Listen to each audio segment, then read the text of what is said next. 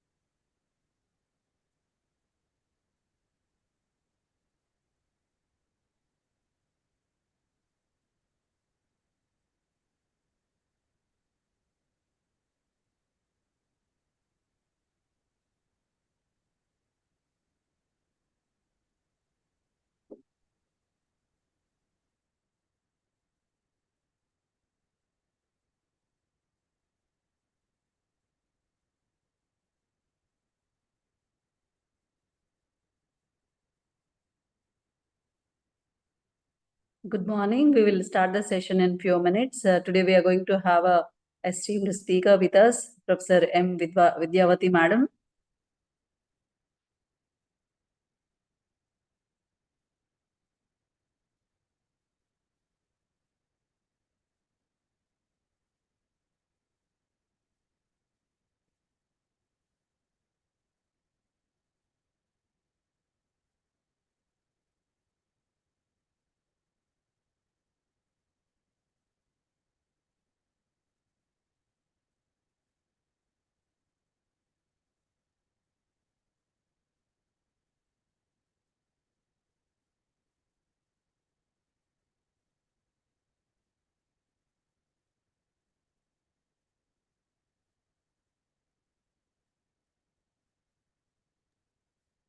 Good morning, Mamata.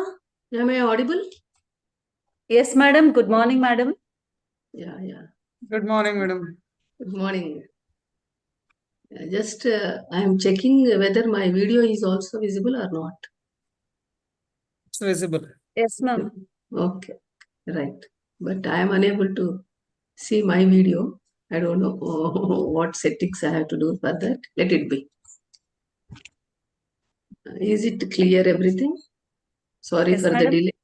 Sorry for the delay. Here, yesterday night there was heavy rain, and because of that, it seems we have net issue. Now I think it's okay. Yeah, good morning, all. Welcome to Faculty Development Program, the 5th day. And today we have morning session by Professor Vidyavati. It's my pleasure to introduce my senior, mentor, and guide in all aspects of my profession. So Professor Vidyavati obtained B Pharmacy and M Pharmacy in first class with gold medal and university ranks from Kakti University, Warangal, and doctoral degree from Sri Padmavati Mahila Vishwavidyalaya, Tirupati. She has started her professional career as lecturer at Institute of Pharmaceutical Technology in the year 1996, Padmavati Mahila University. She has worked at various capacities like assistant professor, associate professor, head of Institute of Pharmaceutical Technology, and BOS chairperson of IPT. She has 82 research publications and 68 paper presentations to her credit in national, international level in good impact factor journals. She authored 2 textbooks. She has received 5 best paper presentation awards in IPC 2011, 12, 14, and 15, APTI, and MPharm, 52 MPharmacy students guided projects, 10 doctoral students completed under her guidance, and she has 4 patent grants. 2 patents are under process on different drug delivery systems. She has received State Best Teacher Award from AP State Government in the year 2018. She also received IPA Teacher Pharmacist Award for the year 2020 on the occasion of World Pharmacist Day celebrations by IPA Tirupati branch in 2020.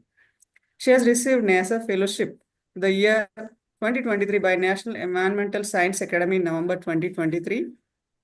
She has received ABAP Fellow of the Year 2023 by Association of Biotechnology and Pharmacy in December 2023.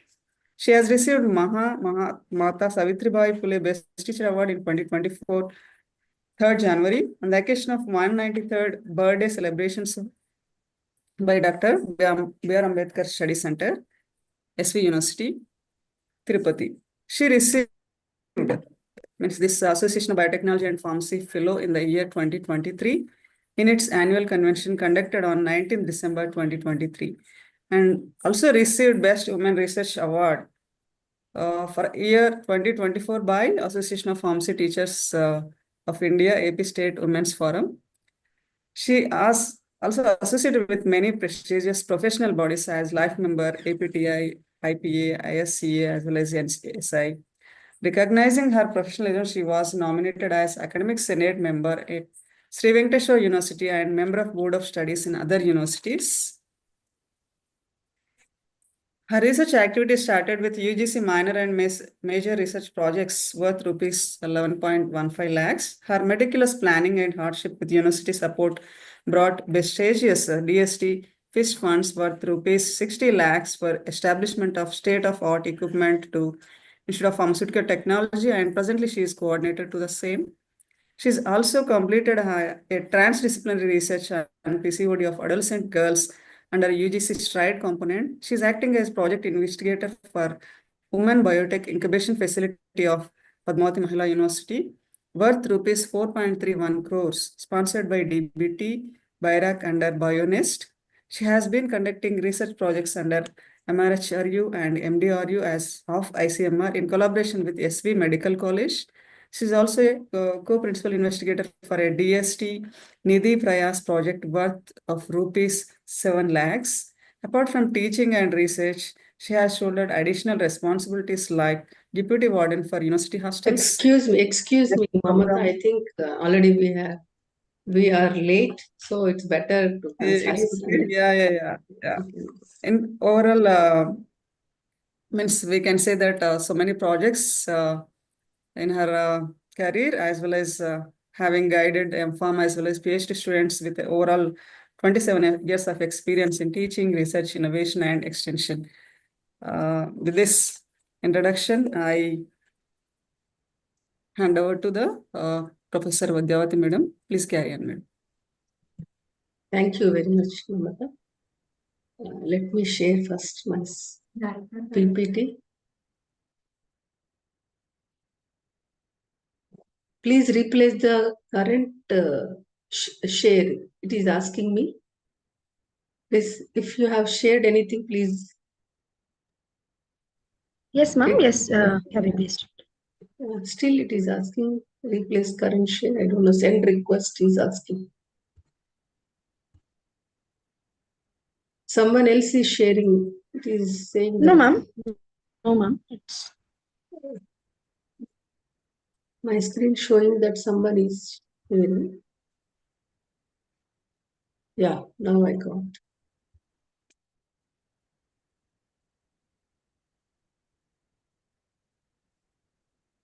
Is it visible now? Yes, ma'am. It is visible, ma'am. Ma'am, keep it in the slide share mode, ma'am. Yes, yes, I'll go ahead. Yes. I think now it's in slide share. Is it okay? Yes, ma'am. Yes, ma'am. Yes, ma'am. Yeah, very good morning to one and all. At outset, first, I thank Dr. Mamata, Vanita Vishwavidyalaya, for giving me this opportunity to share my knowledge on DOE, that is design of experiment, to the participants. And I also congratulate the institute for taking this initiation for conducting FDP on the latest topics. I'll go ahead with this topic, that is optimization by DOE, with these headings.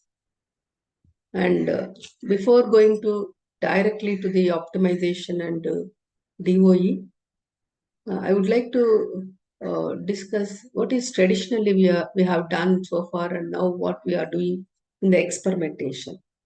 Especially in the pharmacy, what we do, we think about the development of some new drugs and also new formulations, with the ultimate goal is to get highest bioavailability or at least to reduce the side effects, finally to reach to the patient in the safe level, or safely it should reach and show its action. What we did in initial days for getting the best product, I can say it is now the best product should be reached to the patient. For that best product, what we do directly, we can't get the best product just by mixing all the ingredients like that. What we do in routine, our regular process, domestic processes, when we do cooking, what we do while you are doing the first time any dish, it requires some guidance. Even with the guidance also, sometimes we cannot achieve the best product with the best taste because of the changes in the composition or changes in the material itself also. It will not give the best product. So in pharmacy, when you are developing a formulation, I concentrate on the formulation development here. So when you are developing a formulation, we must know the product finally should be the best to the patient. Not only to the patient, to the manufacturer with respect to the stability, etc. Hence, we have to do some trial and error method. Of course, in the initial days, they did with the trial and error method by changing the one ingredient at different concentrations or two ingredients at different concentrations. Then they have done number of trials and errors. Then they noted the errors and rectified the errors, and finally they developed a product. It took a lot of time and wastage of money, wastage of material, etc. has taken place. But now we have different latest approaches to get the best product within a less time and with a less wastage of material also. In that, we have some methods like one factor at a time. We can take the only one factor at a time, and then we are going to change that factor, that ingredient. Factor in the sense, suppose imagine that is an ingredient or processing steps also. So when you are changing the one factor at a time at different levels, and we are finding which has given the best output, then we are going for the next factor. Like this, we used to do latter stages after trial and error method. Now there are different advanced methods are there which enable us to get the best product quickly without any wastage, where you are also estimating the effect of number of factors at a time on the output. That is the advantage when we apply the DOE. DOE is nothing but the design of experimentation or design of expert. So now we'll come to the actual definition of optimization. In the pharmaceutical industries, especially when we are developing the formulations, that formulations should produce the best product. I said best product in the sense to get the highest bioavailability with the most safety, without much side effects. And these are all not only sufficient when you are developing in industry. The industrial experts also think about what is the practical mass production. When you are producing practically in the large quantities or the large scale, that is more important, though you get by using trial and error method or one factor at a time, or by using the DOE, we may get the best product. But still, when that best product should give the same results when it is produced in the mass, in the large scale, that is nothing but the reproducibility of the product is also very important. Consistency of the results of the product is also very important. That can also be obtained by this type of optimization technique. We can define this optimization as an act, process, or methodology of making something, maybe a process, maybe a product, or maybe a design, or any decision as fully perfect, functional, or as effective as possible. This is the main definition of optimization. Finally, we must get the full perfect, and not only perfect in what sense, perfect and functional also. And it must be again as maximum effective, as it should show the maximum effect to the patient. In that angle, we'll discuss about this optimization. It is related to the processing and both formulation drug product. What we do here in the processing, in the sense, the steps which we use in all the product development, we may require to sieving, we may require to stirring, we may require to heating, we may require to centrifugation. Like this, different process steps we do during the development of the product. So those process steps can also be used, whichever we feel it is a critical to get the best product, that can also be optimized here. And as usual, the ingredients, the type of ingredients, the concentrations of the ingredients can also be optimized here. But finally, it is to find the best one, best product or best formulation. Now, why should we go for the optimization? Why not we use the traditional old methods? Because by these methods, we can reduce the cost of the total product development, reduce the errors in mass production, or in while it is dispensing to the patients. It ensures more safety, I can say here. It saves the time as usual, because when we are reducing the number of runs or number of trials, definitely we can save the time. And we are also going to get the reproducible product, because it is going to give an accurate composition which will give the best product or best results. Hence, that accurate composition help us to get the reproducible results, and consistency is possible when you are developing in the large scale production. And we can also do some innovations for improving their effect. Suppose if you have a desired output, like it should give the maximum bioavailable and stable. So like these two outputs, you can, if you keep two outputs with the optimization, then you can do the some changes in the formulation or the process. You can do some innovative ideas you can implement, and finally you can get the more effective product. That is also an advantage. Or with this optimization, we get all these. Now, when we go to the optimization, we should know some of the terminologies or some of the words here. When we are going for the optimization, there are different parameters should be understood when we are applying the optimization methods. There are two types of the parameters we can consider here. One is, what is the problem actually, which you want to solve that problem, and how do you solve that problem, what variables you are going to use. I hope you understood. These two are very clearly understand when you are going for the optimization. Yeah, these problem types are two types of the problems are there: constrained and unconstrained, variable or dependent, independent. We'll go to in detail about this. When we have a problem which is an unconstrained problem, where there is no restrictions at all. Suppose I want to get the hardest tablet I can prepare.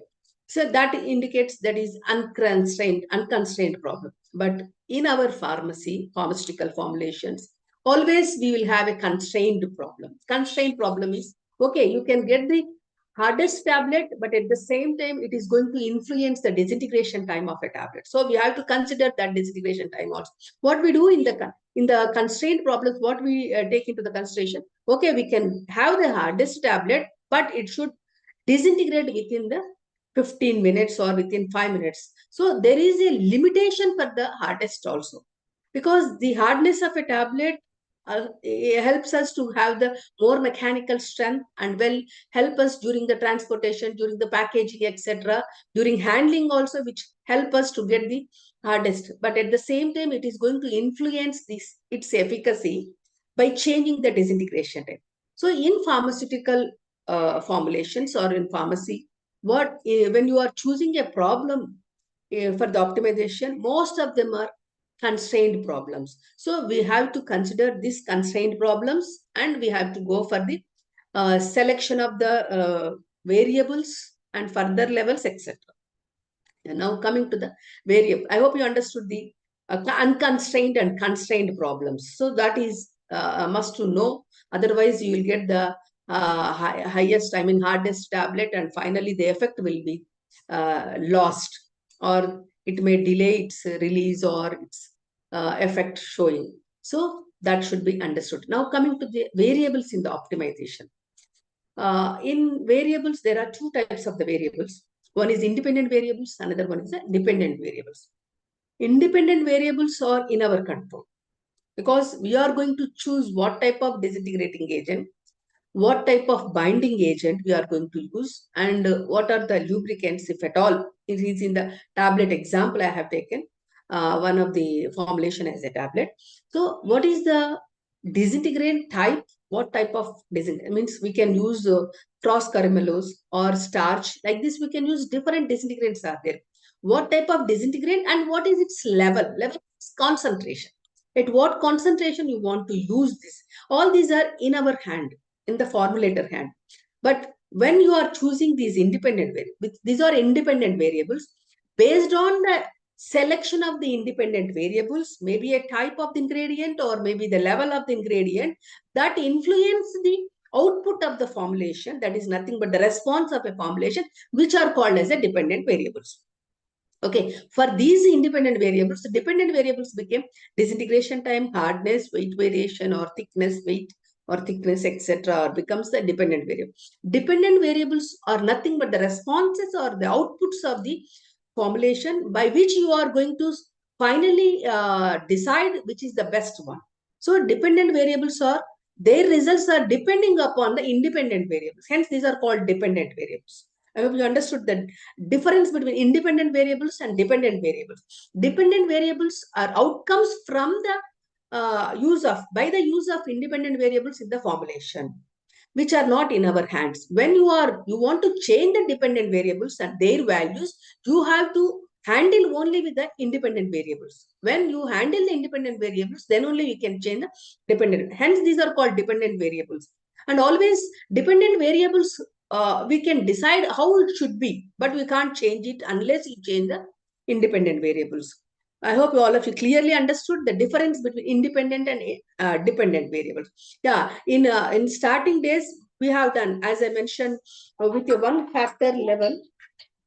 With a one factor level, we can, one factor at a time, we can handle it. When we do handle, I mean, in the starting stages of optimization, when we handle the one factor at a time, means what you can see here, this is the X is the independent variable, Y is the dependent variable. If you see the graph here, X is the independent and Y is the dependent variable. As we are changing the X levels, the independent variable levels, the dependent variable values are changing, maybe sometimes reaching to the maximum and minimum, and we are getting graph. At a time, we can handle only the one factor, and we are changing it, and we are finding the result of Y, I mean dependent variable. But it is again taking a lot of time, and there is wastage of material also. So instead of handling that, these are the drawbacks with the classical optimization, where there is the method. I mean, when you are using two factors, or when you are using for the two complex problems, two variables, when you use this method, is not at all suitable. Hence, we go for the other DOE or other optimization techniques. But here, before going for the DOE also, when you are handling two factors, here you can see here, I have taken X1 and X2, two independent variables I have taken. At a time, I am going to study the effect of two independent variables by using, on the one dependent factor Y. When you see that there is a, you can see here, we can have a graph like this where it is still showing the surface, the influence of the two independent variables on the dependent variable is visible surface. From the surface, we are going to see that then here you can understand here. We can see the relationship between the variables, two variables on one response can be observed or found like this from the surface as a 3D image that can be studied by using this concept. The DOE is developed with the help, like this you can understand the influence of two independent factors on one dependent variable. So that can be understood with this type of response surfaces. And by this concept, response surfaces, excuse me, please excuse me, 1 minute, I am getting repeatedly one call. Let me answer. Just a minute.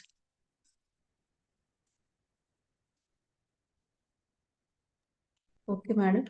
Yeah, I'm unable to.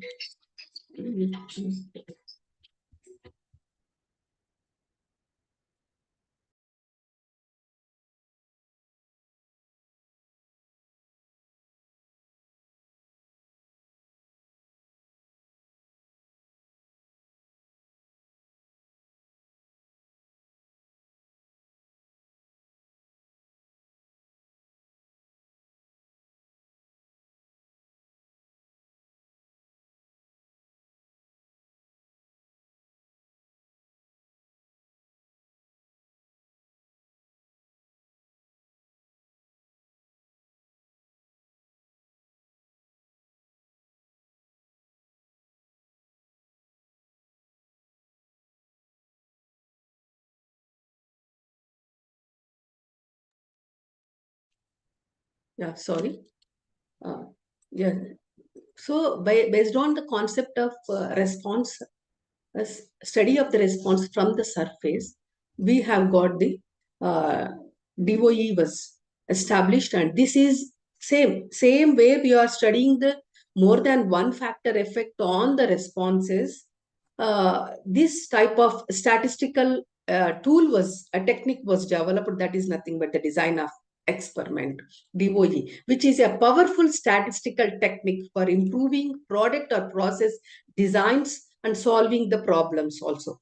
Where you are going to finally, why it is called design? Because by studying the influence of different independent variables on the dependent variables, that is nothing but the influence of different factors on the responses, we can design a very exactly perfect designed product. Hence, we can call it as a design. We are designing the product also finally to get the best product or the perfect product.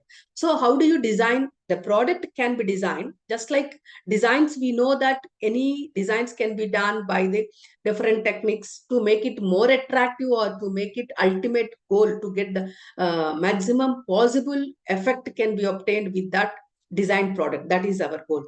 Suppose what we do in developing the formulations always, we go ahead with the either increasing the bioavailability, or within the short period of time the patient must get the effect, or within the with the less dose we can have the effect without much side effects, and by the targeting to the particular site like this, or for prolonging the release like this, we have some goals finally to help the patient in the increase the to improve the patient conditions, etc. So like that, you have to decide which is the final result you required. Based on that result, or that, what can we say, that effect or that characteristics of that product, best product.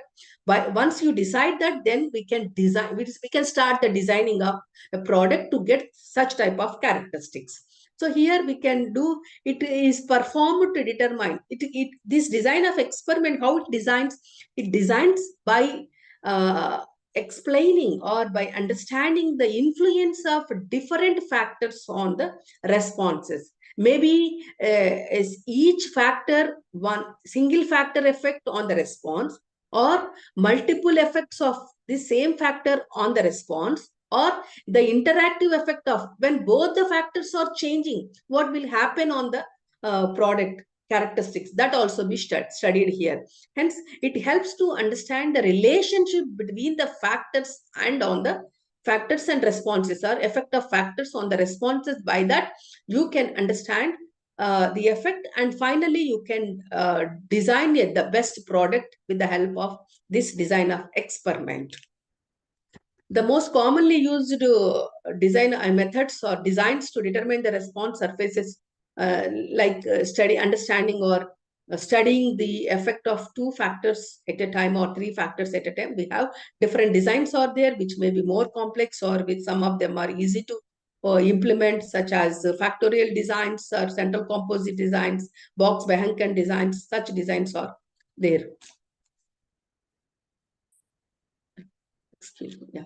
When we are going for the designs, there are different phases. Design of experiment, when you go, first of all, as so far which I have explained, that is given in here the list. That's all. First, you have to determine the goal. That's what I said. What should be the characteristics of your best product or your final product? That is your goal. Identifying the affecting factors. Yeah. Suppose if I need to have the highest bioavailability. So what factors generally related to this bioavailability? Maybe either solubility or the size of or surface area. These are going to influence the bioavailability, isn't it? Similarly, here we can also see the effect of pH, which may change the solubility of the drug.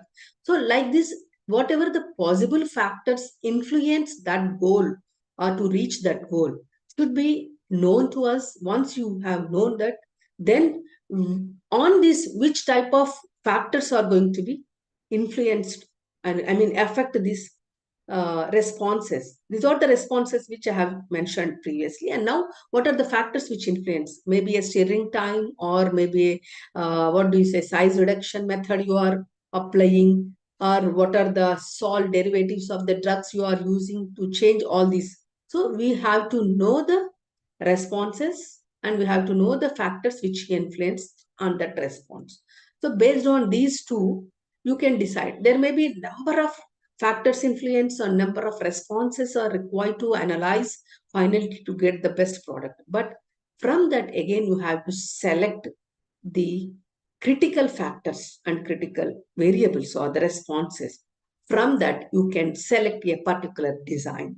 And this design selection is based on the number of factors and number of responses to be analyzed, and also feasibility to you, whether you can do or not for the number of trials or number of runs. That can also be used especially in the academics. We can also research and academics. We can also think about the feasibility, etc. Then you can select the design. Once you have selected the design, you go to generate the design matrix. Yes, what are the factors you have taken, and what are the levels? Levels in the sense at different concentrations you want to test that factor, that independent variable. Otherwise, don't get confused with the factors and responses or factors and variables. These are independent variables or nothing but I am calling as them as a factors. And dependent variables are nothing but the responses here. I'll come to that definition or that terminology also. And once you have done the generate the design matrix, what are the levels and what are the factors? With that, you can design the matrix. And that matrix help us to know how many trials you have to do and at what levels these factors or these ingredients should be taken. Based on that, you will get the number of runs. Once you have known that matrix, you have to conduct the experiment. Yes, you have to prepare the remaining all you have to keep constant, and whatever the factors you have taken and whatever the levels you have chosen, based on that, those concentrations can be changed. And by keeping all the remaining ingredients constant, you have to develop the formulation. Once you have conducted the experiment and you have to analyze those for the responses, which you have felt that it is the critical for getting my goal. So those responses should be analyzed or evaluated or estimated. Then once you got the factors and their results you have got, and the experiment based on the matrix, you have got the formulation runs and their results you have got. So by using these two runs with the different levels and the responses, with this you can find out the optimum concentration. But always the students, I am keeping in my mind about the students, what the students generally used to do, the mistake here. What they do, as usual, with the traditional method, they used to develop some runs, and from that they pick up, it has given the best results because it has given the good good dissolution rate and good hardness, whatever it is. Those, so finding that, and they'll pick up from these runs, they pick up the one formulation as the optimum. No, it is wrong. Remember, it is not at all. What we do, we have this DOE. We'll do some optimizations like graphical optimization, numerical optimization, where you can understand the effect of the factors on the responses. Finally, we'll get the optimum concentration, which may not be under these runs which you have conducted. Remember this point. All the students, whoever are here, are just give this point give awareness about this point to the students, whoever the faculty are here.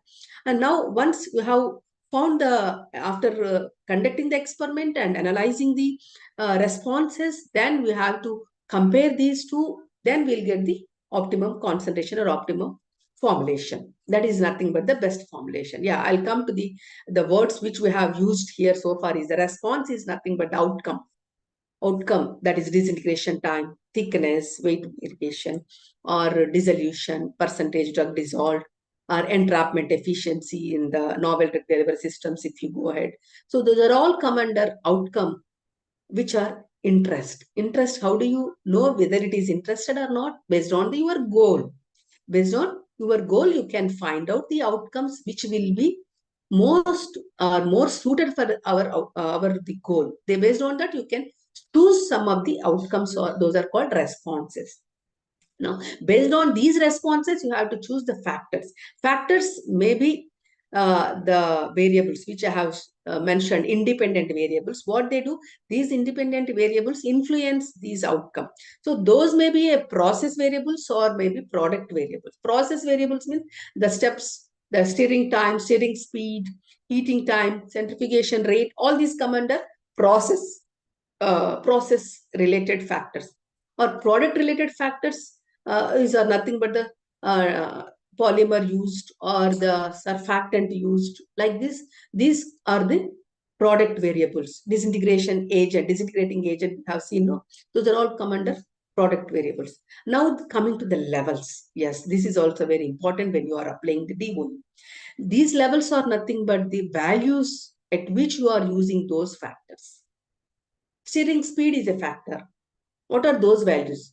That may be a 500 RPM, 1000 RPM, or 1500 RPM, 2000, whatever. Those are nothing but the levels. Values are not, values of the factors are nothing but the levels. You can choose either 2 levels or 3 levels. You can choose any of these levels depending upon your hypothesis. Its influence may be very narrow influence. I mean, when you change from 500 to 1500, there is a lot of variation, but it doesn't show much variation on the responses. In such cases, you can use only 2 variables at 2 levels. But when those factors may show sometimes much difference on the responses with the short changes of their levels, in such cases, you may require to use 3 levels. So when you use 3 levels, we'll get the exact level of particular factor can be identified or can be obtained in the optimum concentration. Yeah, in this, what we are doing in the DOE, as I mentioned, we are going to study the effect of factor on the response. Okay, but at the same time, when this factor is quadratic effect, when this factor become doubled or when this factor tripled, that what happens to the response can also be studied, which is not included in the design matrix or which is not incorporated those different levels in our experiment. What I think you understood. When you are using the 3 levels, but at that time, those 3 levels or 2 levels, suppose in those timings, in those levels, you may not know what happens if it is doubled or tripled. But with this design of experiment, you can know the individual effects, and when they double or triple, quadratic effects can be known, or we can also study the interaction effects. This is another unique feature of the DOE. Suppose what we do, one factor is changing its concentration, we keep the other factor constant in general. But in the DOE, though we are doing 2 different factors, we are changing at a time, and what is happening on the response can be known. That is, the interactive effect of the 2 factors on the response can also be known. When the 2 are changing, one is increasing and one is decreasing, what happens on the response? When 2 are increasing, what happens on the response? So such interactive effects can be studied by using this DOE. That is the major, what can we say, major advantage with this, which help us to understand the influence of the factors, in detailed influence of the factors on the responses can be studied. We can study the higher degrees of interaction also. Even higher degrees means, as I mentioned, x1, x2 are the 2 independent variables.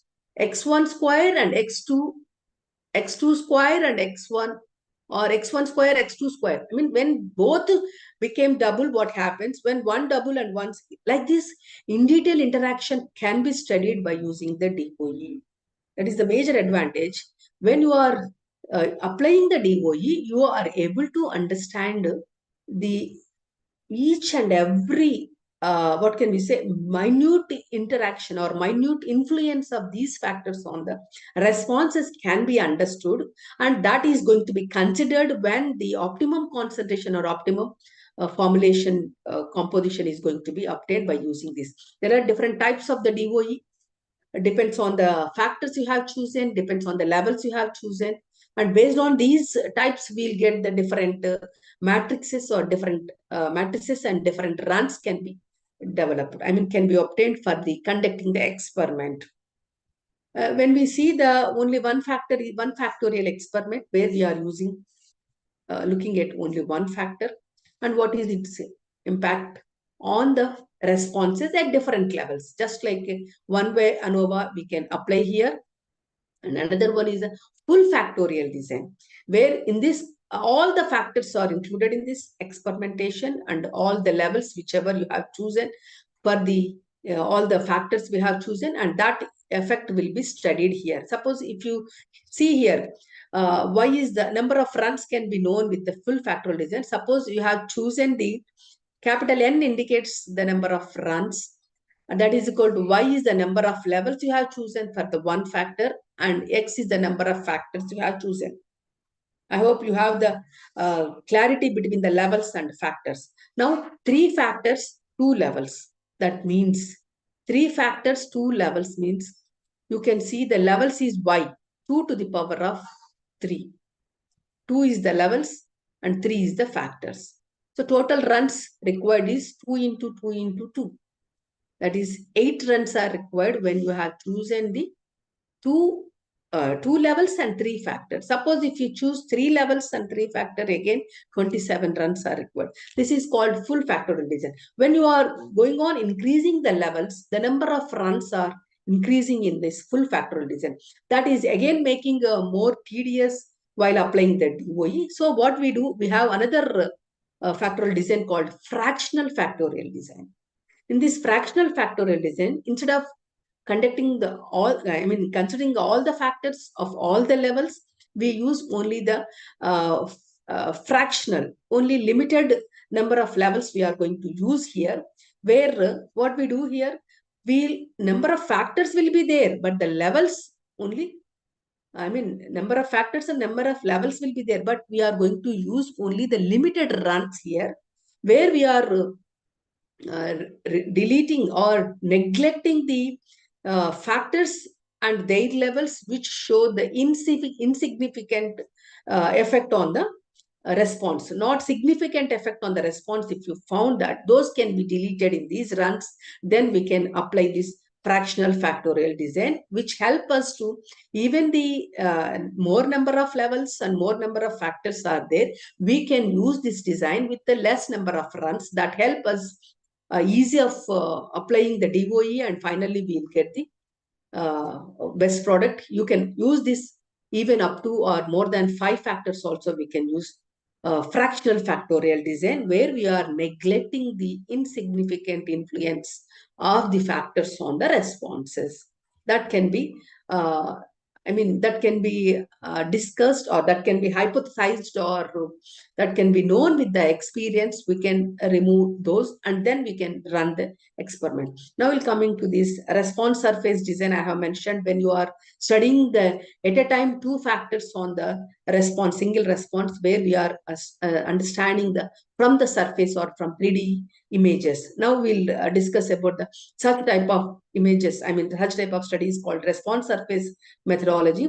And this response surface methodology going to help us to optimize the product by applying the statistics or with the help of mathematical equations or mathematical techniques, and graphically also it is going to represent the influence of the factors on the responses, finally help us to get the optimized product or optimized process. The main objective of is to optimize only with the different ways. That is statistical, graphical, and mathematical. Numerical and graphical optimization can be used using the response surface methodology. In this, again, there are 2 types of the models, or there first order model and second order model. As I mentioned, the first order model, where we are going to study the influence of the individual factors alone on the response. Whereas in the second order, the individual factors and also the interactive effect and their quadruple, double, triple amounts of these factors can also be studied in the second order model. And these, again, based on the responses you have chosen, maybe 2 types. These are not much required, but you should know the terminology here. What is that? When you are using the software, you must know these terminology. Method of steepest ascent and method of steepest descent is all this. This steepest ascent means when you have chosen the response which must be increased for your goal, then that we can call it as steepest ascent method. Whether suppose that response should be decreased to get the best one, then that is called steepest descent, where you use the particle size should be decreased, whereas the resolution rate should be increased. Like this, any of those methods can be used. And these are the advantages with the response surface models. That is, the outcomes. When you apply this model, we will get the polynomial equations we'll get, and the interactive effects are also can be studied with the help of response surface graphs. And sometimes we can also know the coefficients, which has the more influence, and the magnitude of influence, I can say. Magnitude of the influence can be understood by applying the regression. The same software itself takes care, and some of the insignificant terms automatically it will be discarded. And suppose now we'll come to the response surface for the 2 factors. Look into this. This is nothing but the polynomial equation we can get here. Suppose if you get the polynomial equation, response is y. Y is the response. On this, what is the influence of 2 factors, x1 and x2? That can be measured, and with the response surface model, we'll get like this equation. If you write in a single line, that becomes an equation here. That beta is showing the coefficient in all the cases. That is the magnitude of the effect here. First one is the constant, where only number will be there in the equation. Second, we'll know the individual effects of the factors, main effects of the factors on the y. The x1 and x2 are the factors. Their individual effects can be studied. The curvature, where you are going to study the quadratic effects when they are going to increase their levels, what happens. And then interaction effect can also be studied. When both are simultaneously changing, what happens on the y will be studied. And this is the equation where we are getting the, it depends on the, this is, observe here, where we are considering the factors and the response, not at all the levels. Levels are not come into this picture. Whatever the number of levels we can use. Suppose if there are 3 factors, the equation will be there. Beta x1, beta x2, beta x3. So 3rd factor is there. isn't it here? 3 factors, 4 factors, 5 factors can be studied here, where you need not to take into the consideration of the levels here. We can only check the factors, number of factors influence on the single response. We are individually studying the effect of the different factors on individual responses. This is 3-square factorial design, where we have 9 runs, and the equations mathematical model will be like this. That is the geometrical representation, and this is the mathematical model where we are using the equation. I'll tell how to understand these equations. I'll explain the latter. But first, let us see how it will be the equations and their representations for different experiments. 3 cube factorial design, where we are using 27 runs. If it is a full factorial design, we require to run the 27 runs. Sometimes we can also, this becomes for the 27 runs, the mathematical equation will be like this.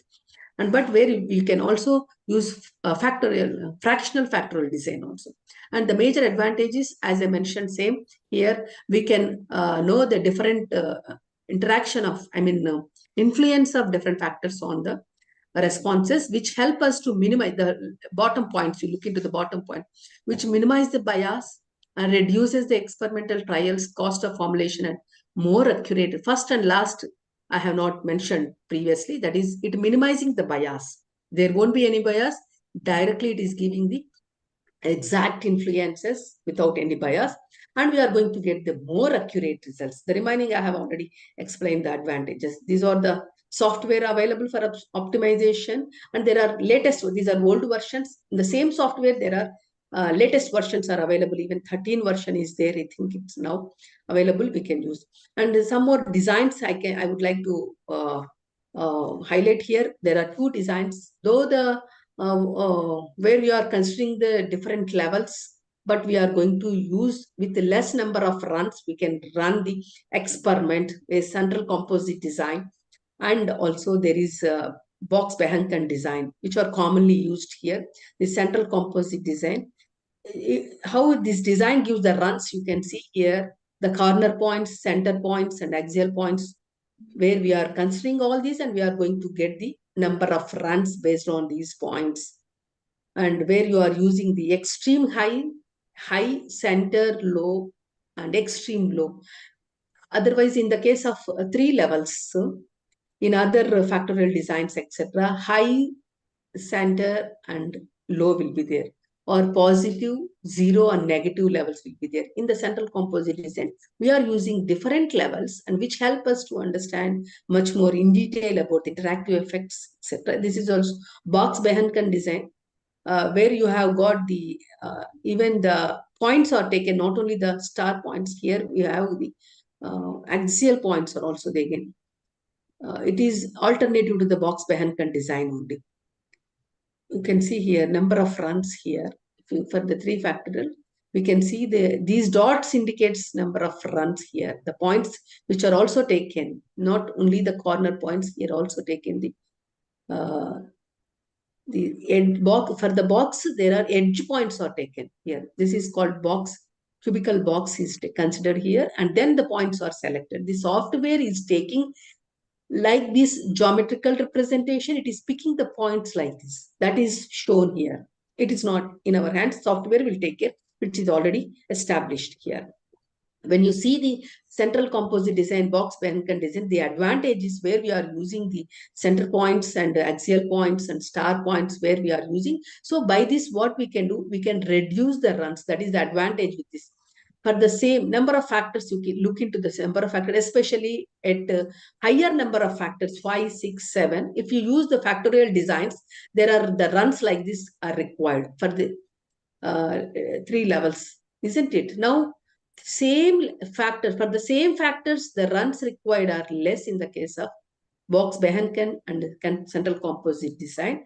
Especially these designs are much more useful and what can we say, easy when we go for the higher number of factors. That is the advantage with this central component. Now I'll come to the polynomial equation, mathematical model. You have seen the equation is, so that helps us to know the influence of different factors on the responses. and where that I have mentioned, no, second degree term, third degree term, where we can also know that interactive terms can be interactive effects of the factors, can two factors at a time. When those are simultaneous change, it can be studied. And when you see the sign and the coefficient, both are very important here. You have seen the equation. I'm looking for the equation. Okay, in the case studies, I'll explain about the equation, but at least try to understand. I'll go to the previous equation. Yeah, this is very big. So you can see here. This is the beta is showing the coefficient. Okay.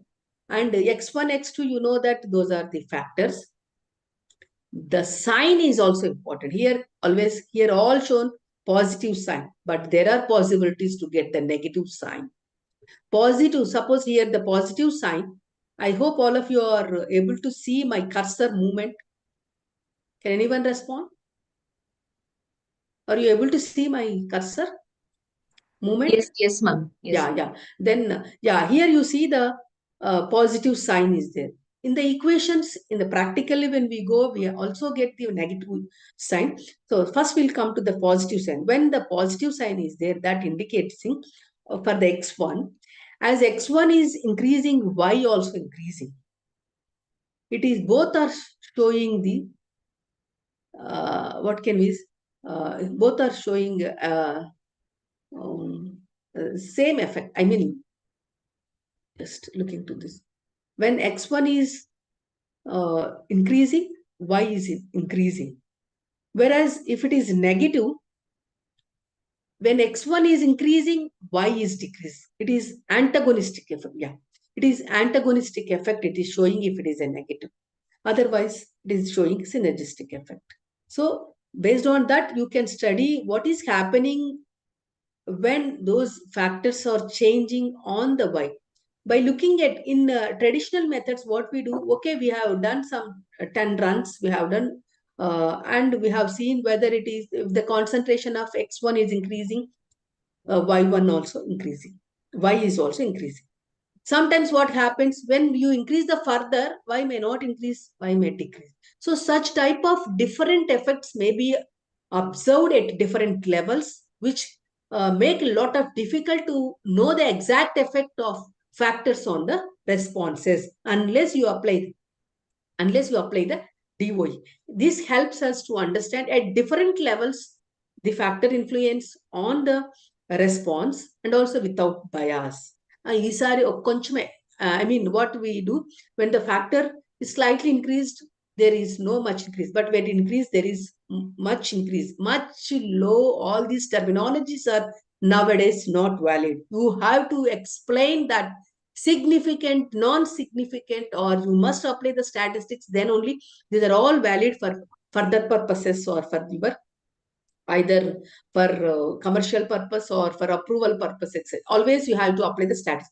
That statistics is being applied by these designs. That is the major advantage when you are going for the DOE. You need not to apply any separate statistics. You need not to prove with the separate statistics about your study anything. Once you have applied DOE, that itself indicates, reflects that it has perfectly applied the statistics and the results have come with a significant outcomes, etc. Okay, these are the, from this, which polynomial equations help us to give in the mathematical equation, whereas graphically also you can understand the influence of the factors on the responses by using the response surface plots or contour plots, which help both the individual effects and interactive effects. All these can be studied by using these plots. And with those plots, what we do, their colors also help us. The graphs colors will be there, blue, green, yellow, red colors will be there. Those colors also, the space of the area, how much the yellow color is there, how much blue color is there, red color indicates it is not suitable. That space is not space in the design space. Here I can say here that space is nothing but those levels of the factors are not suitable for getting these goal or the best products. So depends on the color and the area of that color occupied. Also helps us to understand the spaces of these factors on our desired product. I'll in detail, I can explain in the case study. I'll also going to explain about the case study. I think organizers will give another 15 minutes for me. I hope I have another 15 minutes. Okay. Once Okay, you got, madam. yeah, we have got the influence of the factors on the responses. We have seen how to study, etc. Okay, now we'll come to the optimized concentration. I have said it is not from the list or from the runs. We are going to get the separately we'll get the composition, which is the optimum and the best one, and what are its results of those responses with the help of graphical desirability plot and overlay plots will give that point. Yeah, these are the desirability plot and overlay plots where we get the how much extent you have come to your desirable characteristics. Here it is shown 0.771. Sometimes we may get even 0.9, depends on the factors and levels you have chosen. And the type of the factors you have chosen. You have not chosen the critical factors. Sometimes the desirable characteristics may not be achieved. But we can know how much desirable you have got or reached can be obtained. It is maximum 1 and 0 to 1. The range will be 0 to 1. 0.9 above is the best one, I think, in my experience. When you get 0.7, 0.8, of course, it can be obtained, but you have to prove it why it is less, etc. Now, in the case of overlay plot, where you are getting with the possible runs you have conducted the experiment and their results, based on that, the design of DOE software has given the exact composition of your factors or levels of your factors. I can say composition comes under only the product factors, whereas process factors are there, steering speed, that will not come under product. Hence, there the levels I can say here. So the levels of individual factor which is going to give the best result is obtained in the overlay plot, and their responses, if you use these levels of those factors, what will be the responses will also be given here, the software. So now these are nothing but the predicted values. Based on your runs and experiments and the results you have got and applied those results, finally you will get the predicted values of your best product or best composition or formulation will get. And their responses, the results of their response are also predicted here on the overlay plot. Once you have got the predicted values and predicted the concentration, predicted levels of the factors in the overlay plot, you have to find out whether it is valid or not also. That can also be done. Validation of the experimental design. That can be done by calculating the prediction error. We have got the predicted value with the given optimum levels. With those optimum levels, you have to run another formulation. You have done some runs with the generated matrix, and with that you have got. But finally, you have got the optimum levels of factors selected. With that, you have to run one more experiment, and for that you do evaluation of the responses, and those will be the observed values, predicted values and observed values. These predicted values for the given optimum concentrations in the software, and with those optimum concentrations or optimum levels of the factors, you have done an experiment and you have got the values, those are called observed values. So take the percentage prediction error, calculate by using this equation, and based on the percentage prediction error, if it is less than 10%, or some of them also given, some of the experiments less than 15%. But whatever it is less than 10 or 15%, if you got the predicted error, then you can say your design is validated. So the product, whichever you have developed, is going to be developed or considered as the best is validated. Like this, you have to do the validation. Before that, you can also do some of the checkpoint validations. There will be more number of checkpoint formulations can be developed and can be considered, can be calculated, these prediction error, and finally you can also validate the design. And as I mentioned, the optimization of the multiple responses, numerical optimization, that is nothing but the desirable plot and graphical optimization, where you are going to get the overlay plots will get. The yellow area in the overlay plot represents the area satisfying the imposed criteria. This yellow area, the total area, if you see the factors here, polymer concentration and surfactant. This is the example taken here. These are the factors, and their levels only under these levels, this is the more satisfying area. And gray areas, those levels should not be taken. By this graph, you can understand the extent of these levels are suitable for the satisfied product. Now, yeah, coming to, I have actually 3 case studies, but at least let me explain one case study which we have followed in our experiment, in our research. First one is the design and evaluation of mucoadhesive drug delivery system. This is one of my scholars' work where she has used central composite design. And we have chosen the methodology for the preparation of the mucoadhesive microspheres for gastroretentive purpose. This is the method followed, and we have taken 2 factors and 3 levels using central composite design. This is the central composite design. Though 3 levels, we have taken these 5 center points also consider here. So one is the polymer concentration, another one is the surfactant concentration. Okay, and these are the levels. Coded levels are minus alpha, minus 1, 0, plus 1 and plus alpha. These are called coded values. Actual values are these. The numbers I have given here are actual values. Those are the actual concentrations or the percentages chosen. And these are the runs I got, 13 runs with the different concentration based on the actual coded value and actual values or percentages. This is the design, gave these matrix. And from this, we have done the experiments, prepared the mucoadhesive. Only the polymer and span are changed in the method. If you see here, method of preparation, you can see the polymer solution. Only the span concentrations are. The remaining all are same. Drug and liquid paraffin, other stirring speed, everything is kept constant. Only those 2 factors found are felt that these are critical to get the maximum efficiency of gastric retention. We have chosen those polymer and surfactant concentration. Hence, we have run the matrix, and with those experiment, with those runs, the responses chosen here are particle size, drug entrapment efficiency, T85, the time taken for the drug to release 85%, and percentage mucoadhesion also. These are taken as responses, and the influence of these 2 factors or variables on the responses is studied by taking these values.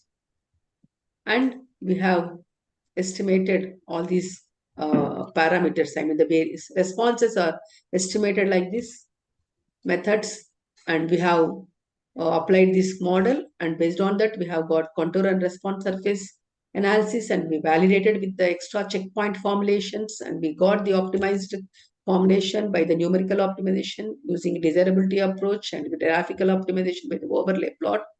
And these are the statistical parameters.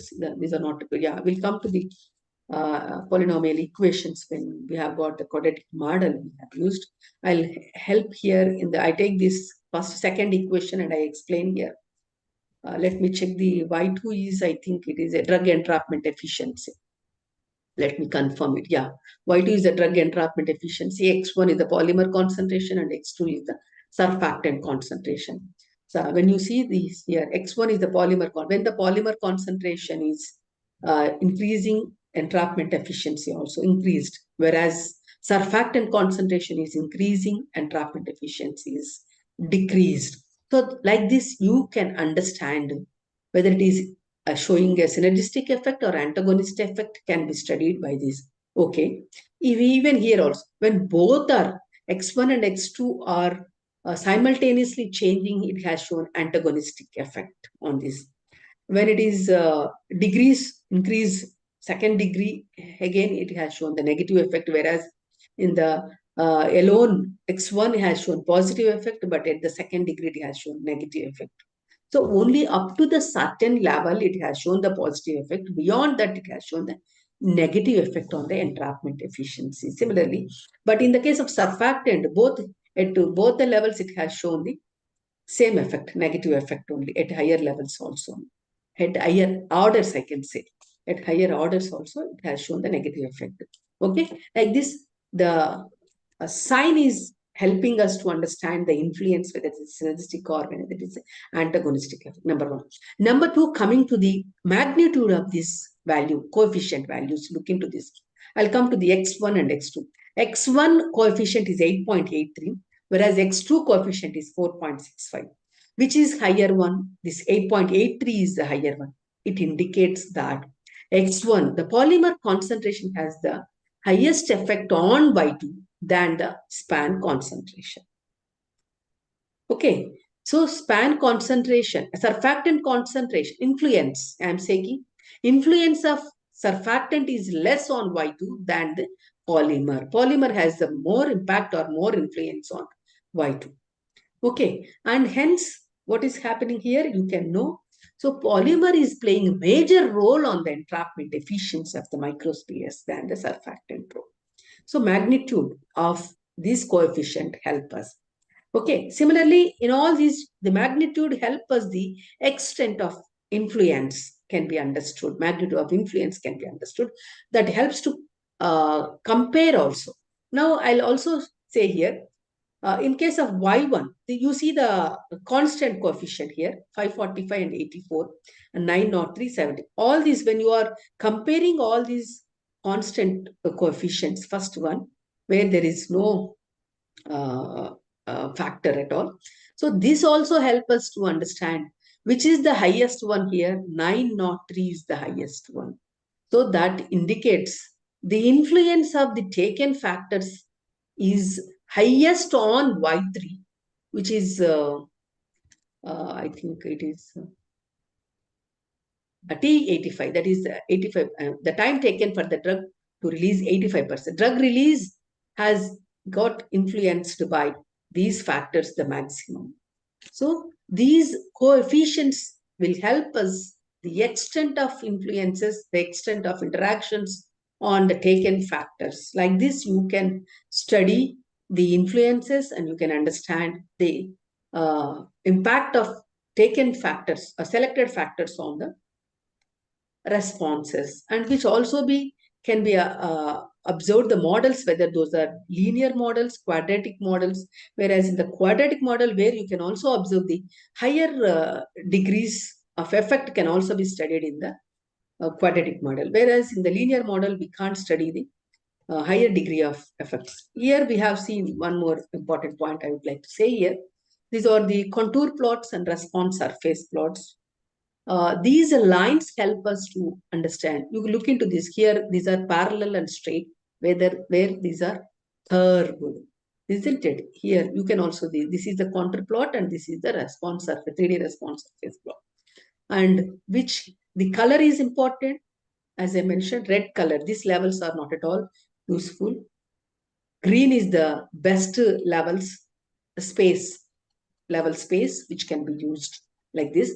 And the lines, parallel lines, indicates there is no much interactive effect of both the factors on the parameter or on the response. Whereas if it is curvature, this curvature indicates more interactive effect is there. The two factors, both the polymer and span concentration, if it has shown curvature, that indicates their interactive effect is more on DEE, there is the entrapment efficiency. Whereas on the particle side, this interactive effect is less because it has shown straight lines on the contour plots, whereas here curved lines are observed. So curvature also, depicting the influence, type of the influence on the factors, on the responses with those factors. These are similarly for Y3 and Y4, you can see the curvatures, little bit curvature is observed here, but there is no much curvature. But compared to the particle size, there is curvature is there. So curvature, color, all these are important. We have here she has taken 4 checkpoints instead of 1 for validating the design, and where she has calculated the prediction error, and which help us to know the percentage of prediction error, and this desirability of this desirable prediction is 0.866 here. So you are going to get 0.866 desirable level you have reached with those optimum concentrations. This is about the overlay plot where we have got the predicted values of selected factors and the results of responses also, predicted responses. With this, we can validate by comparing with these observed values and also predicted values and calculating the prediction error, etc., as I have mentioned in the previous equation.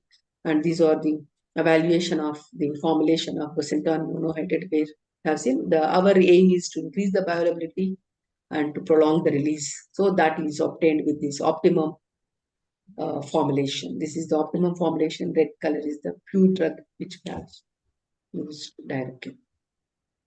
These are the kinetic parameters. With this, we can see the Tmax is increased. That is the major objective to get the prolonged release. Even the bioavailability is also increased here. As it is a grasso-retentive, we have studied the retention of the formulation in the GIT by using radiographic studies in the rabbits, and stability studies we have also conducted for the stability of mucoadhesive microspheres, and finally we could get the best formulation with the desired characteristics or the objectives we have reached, and we have published this paper even in the drug delivery systems and technology. These are other case studies. If time permits, I can, but I thought my time is crossed already. 11:15 is over. These are all other case studies we have done, for which we have got the grant of patent also for this intraarticular injection we have prepared. By using the design of experiment, we could get. Is another formulation floating in situ gel for the Valsartan. We have got the publication for this, where we have used the same design of experiment, and we have established the best product with these studies. Yeah, this is, as I mentioned, we have got one paper in Journal of Drug Delivery using the mucoadhesive microbe, but it is sildenafil. Bosentan also we have got another paper. And just 1 minute I take, because this became my habit of enlightening the audience whenever I go for the like these lectures or any topics. When I discuss, just I'll give I take only 1 minute time.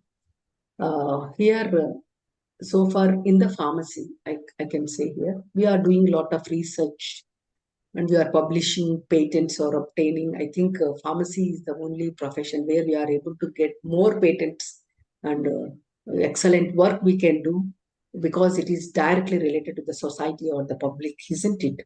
So in such cases, we should also give awareness to the students, instead of only stopping doing the research.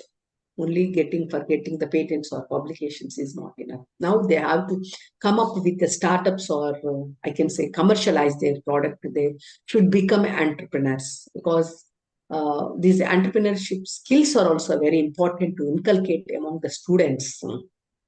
For that aspect only, the government is also encouraging to establish different types of these incubation centers. We have one incubation center. I am the project investigator for this, which is funded by DBT Bairak. And I hope even in the same center is also there in the Central University, Hyderabad. Aspire is there, where we used to contact them and we have interactions with them. You can also go there, not only to this, but I mean to say here, there are such incubation centers available in the country. Nearby you also, in the Hyderabad or in your own state or in your own cities, there are funded by DBT Bairak incubation centers are available. In Andhra Pradesh, this is the only center in our university we got.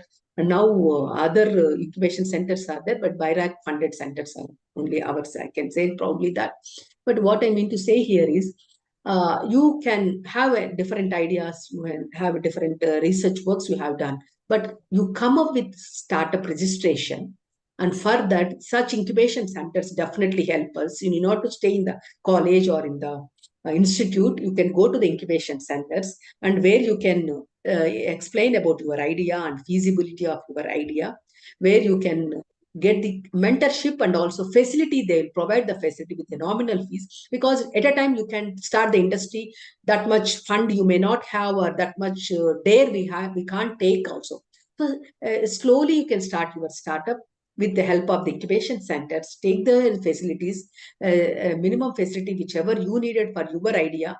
You can hire it and you can do work, and there will be some mentors are also available in different incubation center. They help you to implement your idea, to come up with a product with your idea, and you can also register for startup. But then you can also go commercially. Slowly you can improve your commercialization of your product. Once you have clicked and you have got more profits, you can start your own industry. For that, it should be done with the step by step, isn't it? For those steps, you can utilize the facilities of incubation centers wherever, whichever are available near to you, and take their help and go ahead and think in that angle also, and go ahead in that direction. That helps for the not only for yourself, for Indian economy also, because our Modi ji is enlightening about the startup India, and our own enterprises are very important. Instead of seeking for the jobs, you should be able to give the jobs, and you can have your own business and enterprise. Definitely, it will help you and help the society and others also to get jobs. This is my suggestion as a part of my duty as a project investigator of incubation center. I used to say this point. And thank you very much. And I thank the organizers once again for giving me this opportunity and for sharing my knowledge on the subject given, and also about our importance of incubation centers in the student's life, and the faculty can also go for the enterprises or towards entrepreneurship. Thank you, one and all. Thank you, madam. So, dear delegates, any questions? Do you have any questions? Madam, they posted 2 questions in the chat box, madam. Shall I? Yeah, please. Can you read out, or otherwise I'll find out? Yes, ma'am. Yes, ma'am. Madam, the question 1 is, while selecting the independent variables, is it always necessary to take the contribution combination of material and process variables? No, not at all. I have taken polymer and span constant. I have not taken any process variable in that. Isn't it? It's not necessary. No need. I said depends on the influence of those process variables on the responses you can choose, or based on the feasibility also you can choose any of these 2 factors. No need. Okay. I think, dear delegate, your question is Not solved. clear. Yes, Yeah. clear. Yes. Next question is about first case study, madam. The researcher has taken the striding speed constant throughout the experiment, but it do not affect the particle size. How can we justify this? I didn't get your answer. I will question. Yes, ma'am. Please repeat the question. The first case study, madam, Yeah, you my explained case the study. case study. Okay. Yes, ma'am. Bosentan. He asked the question about that. Yeah, In the first Bosentan. case study, the researcher has taken the stirring speed constant I have throughout not the taken experiment. pan concentration. You are saying I have not taken the speed. What you say? Stirring speed Steering constant, speed madam, I have throughout the taken. experiment. No, I have not Okay, taken in the case study steering speed at all. I have taken only the product okay, but concentrations for Yeah, polymer and ma'am. span. Actually, no, actually, my question is like, yeah, you have not taken that as an independent variable, but the steering speed do affect the particle size. So how can we justify that there? Yeah, it can also, affect the particle size, but I have not chosen because the particle size with this span and with the polymer, we are going to justify. If you are able to justify the best product is obtained, suppose you got the best product, you have reached the goal, isn't it? Yeah. Yeah, then you need not to worry about the factor which you have not taken. Okay. When you have not, suppose even in the desirability also, you check into the desirability, I have got 0.88. If you Yeah. got 0.6 or 0.5, there the question comes. If you would have taken the steering speed, your desirability may come to this higher desirability value. Like this, you can say, depends on the desirable value you got, and depends on the goal you have reached or not. Both can justify the factors which you have not taken. Okay, ma'am. Okay, right. Yeah, got it. Yeah. Madam, one more question, madam, from Prashanti. So my question is on which basis we have to select the method, especially CCD or BBD? Yeah, central composite design, box Behncke design. Yes, ma'am. Yeah, as I mentioned, depends on the runs you can conduct, number one. Number two, depends on the feasibility. As a academician and researcher, I am speaking, feasibility, you can choose any central composite design and box Behncke design. There is no much difference in these two designs. Anything you can use. But only thing, as I have shown the runs I have shown, I hope you have observed the chart at 5, 6, 7 levels, factors, number of factors I have shown in the table, 5, 6, 7 factors. At that number of factors, the runs also I have given central composite design runs, I think 30 is there, whereas for the same number of factors, box Behncke design requires 44 runs.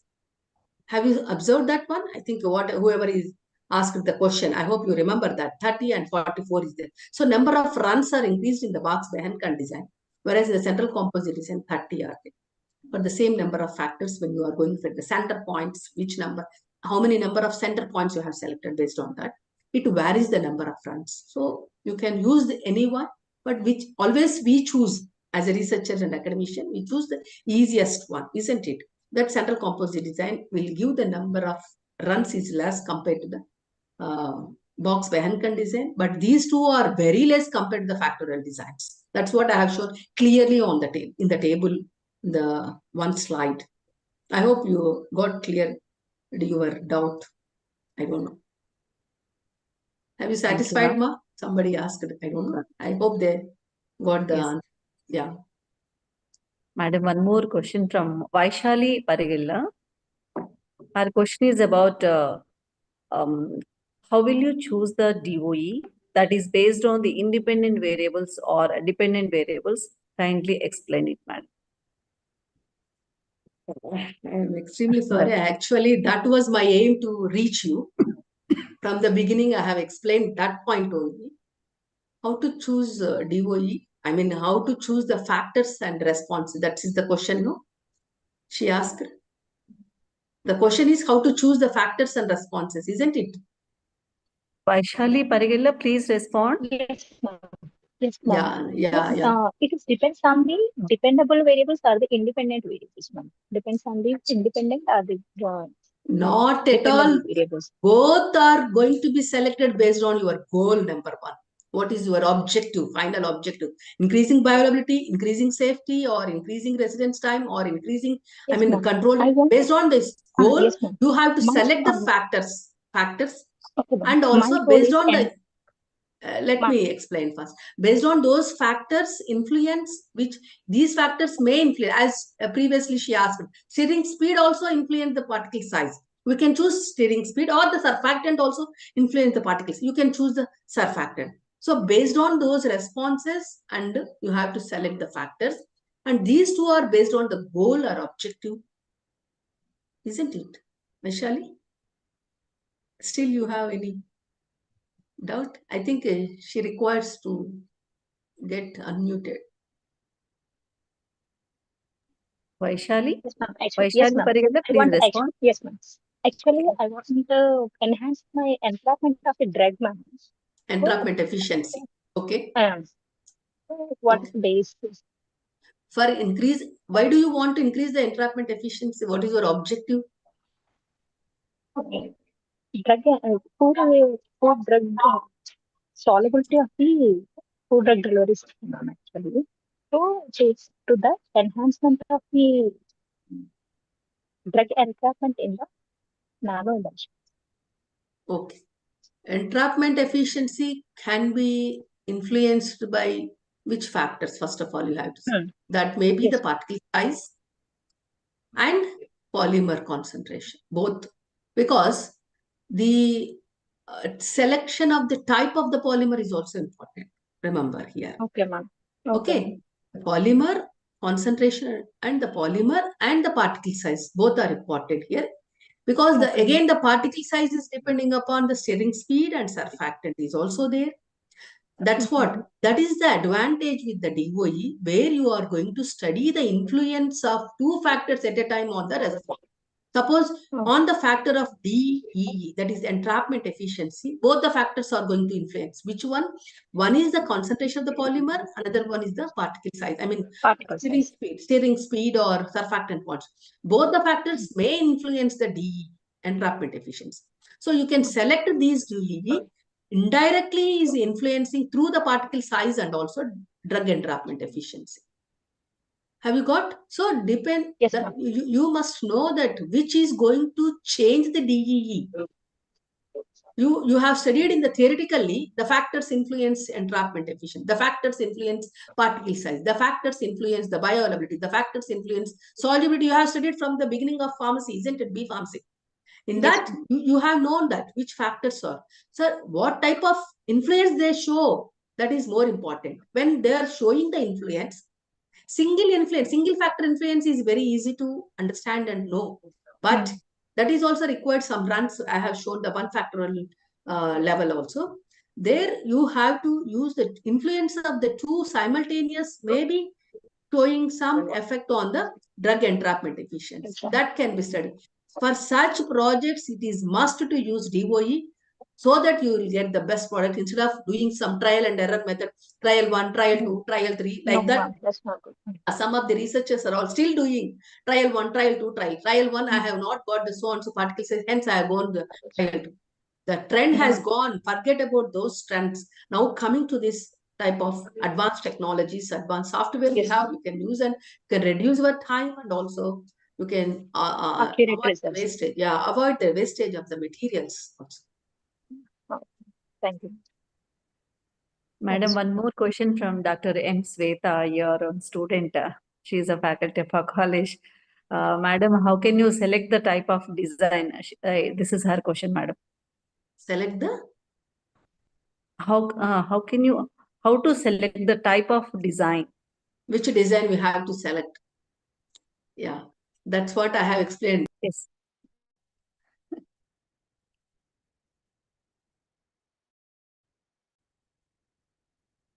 Hello? Hello? Hello, madam?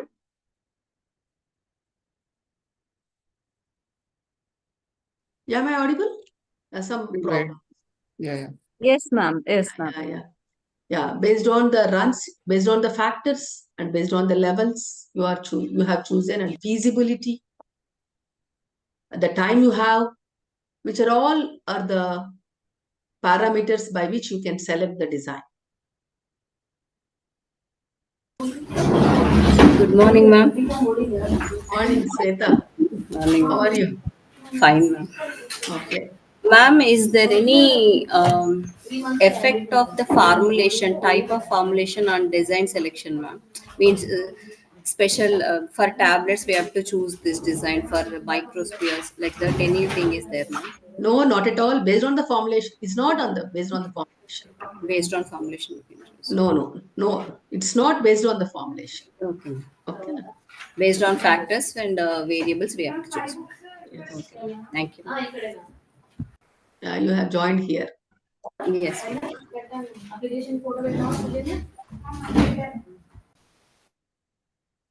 I hope I have done my job.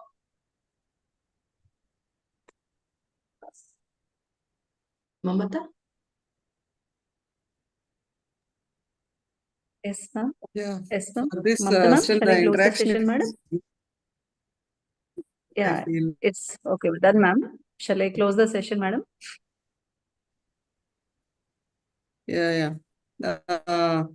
Because all the formulation scientists are ready to make use of. It went well. Yeah, it is available Slides freely. I Trial missed version. actually. Yeah, I forgot to tell. It is a trial version is available for 3 months. You can use that. And all my students are using only trial version. We have not purchased. It's a costly one, and ours is a government institute. We could not purchase it, but all of Which them version is going on, madam? Design Expert, is it 13 13? anukunta now. Yeah, 13. yeah, 13 version. They are using 13 version now. We are also using for our students Oh, very good. the same The trial Design version. Expert 13. Trial we are version. Trial version only, na? Yes. Yeah. Yes. Okay, And it Anuradha is madam. best to use. Okay, Yeah. madam. Okay, madam. We are honored to have Dr. V. Vidyavati, Professor at Sri Padmavati Mahila Viswavidyalayam, Tirupati, Andhra Pradesh, as our distinguished speaker for Scientific Session 7. Dr. Vidyavati shared her expertise on design of experiments for optimizing formulation development process. This session really the culmination of our online FDP program. We would like to extend our heartfelt gratitude to Dr. M. Vidyavati for sharing her valuable insights with us. Madam, really, you made our presentation very active and enthusiastic discussion among our attendees. Thank you, ma'am. Thank you so much. Your presentation, your profile, everything is it's a inspiration for us, madam. Thank you. Thank you, ma'am. I thank special thanks to Mamata and other management of Vanita Vishwavidya. Thank you very much. Right. I think I can leave. Yeah, thank you, madam. Because Yeah, right. Another we have speaker. to I go think. for another session. Yes, yeah, Let's I know start. that. Yeah, Thank you. Thank you very much. Ma'am, shall we take 5 minutes break or we'll continue, ma'am? Shall I? No, we thought of taking introduction of the participants with video. They can introduce themselves, like name, college, and specialization, like that. Please, you can put on video and introduce yourself before we start the next session. Please carry on.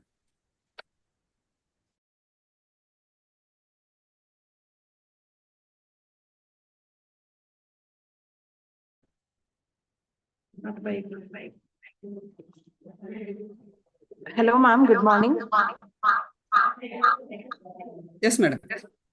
Myself, Miss V. Nagashravani from Tigala Ramreddy College of Pharmacy from the Department of Pharmaceutical Analysis and Quality Assurance, ma'am.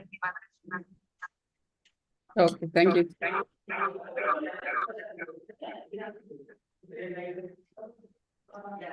How the sessions are going on, madam? Very good, ma'am. Yesterday's session was really very interesting, ma'am. Oh, okay. In overall feedback you can give, means the topics that you are, the new things that you learned and the topics that you feel excellent, and what are the new topics that you want from us in future. Okay, ma'am, sure. Okay, next one, please. Good morning, ma'am. Good morning, ma'am. Good morning. Good morning. I am from TKR College of Pharmacy. Myself, Om Kurali.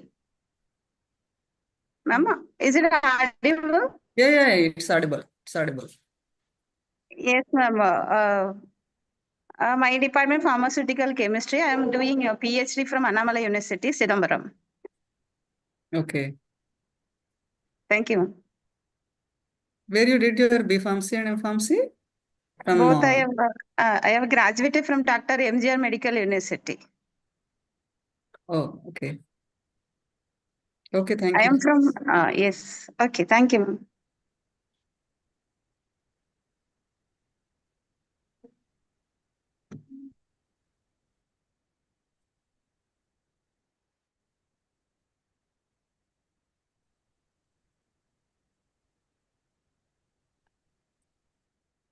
Next, please. Good morning, ma'am. madam. Myself, Santoshi from TRR College of Pharmacy. My department is pharmacology. Pharmacology. Pharmacology. Okay. Thank you. So you attended all the sessions, madam? Yes, madam. One session is on clinical IND and NDA. Did you attend that? Yes, madam. Means clinical. Yes. Okay, okay. Right. Thank you. Good morning, madam. Myself, Janaki Devi. I'm from pharmaceutics department. I'm an assistant professor in TKR College of Pharmacy. Okay. How do you feel about this FDP, madam? Okay, ma'am. Fine. Thank you. Good, ma'am.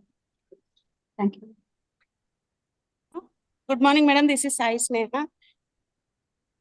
Good morning. This is Sai Sneha from TRR College of Pharmacy, madam. Yeah, which specialization you belongs to? Pharmaceutical analysis and quality assurance, madam. Okay, okay. How do you find the topic selected? Very good, madam. Nice explanation. Okay. Did you come across new things during the Yes, madam, lectures? actually, we are having in biostatistics and research methodology, one of the topic, madam, design of experiments and Lecture, yeah, yeah. optimization techniques. Good selection, madam.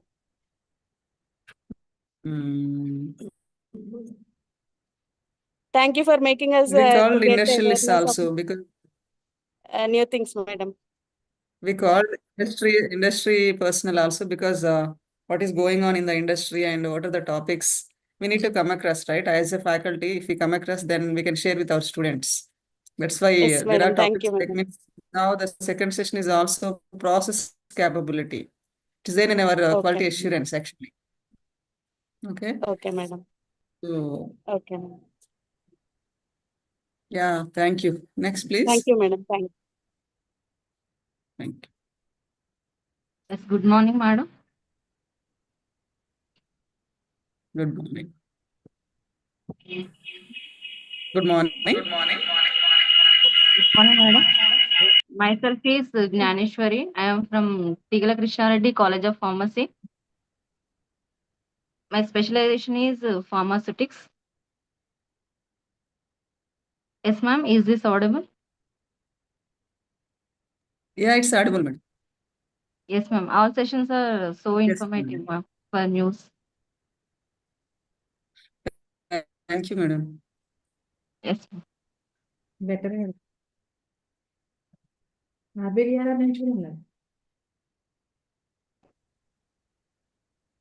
Good morning, madam. Next, please. Good morning. Myself, Dr. R.V. Valli Kumari. I'm from Malareddy Institute of Pharmaceutical Sciences. Department Pharmaceutical Analysis. Okay. So sessions How are, do you find the topics? well, madam. So informative. Yeah, thank you. Thank you. Thank you so much, ma'am. Thank you. Next, please.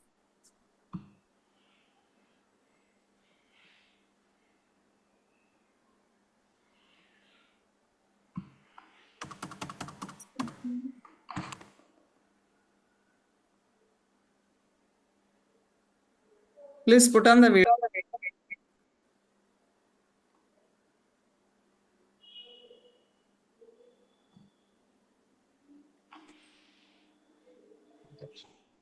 Good morning, madam. Good morning, Bhaveshri madam. Madam. How are you? Fine, madam. How are you, madam? Yeah, good. Very amazing sessions, madam. Very informative. Thank you very much. And this is Dr. Bhaveshri from RB College of Pharmacy. I'm a student of Mamta, madam.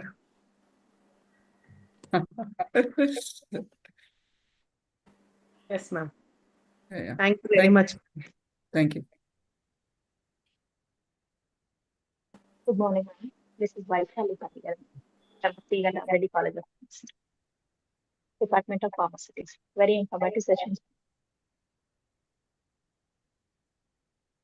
Thank you, madam.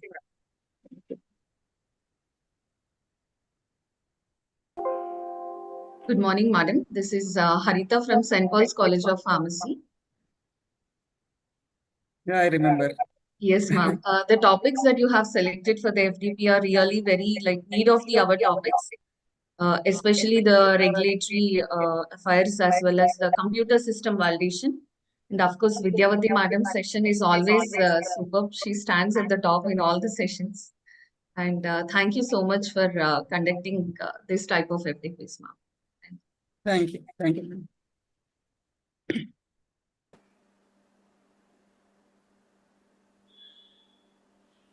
Next, please.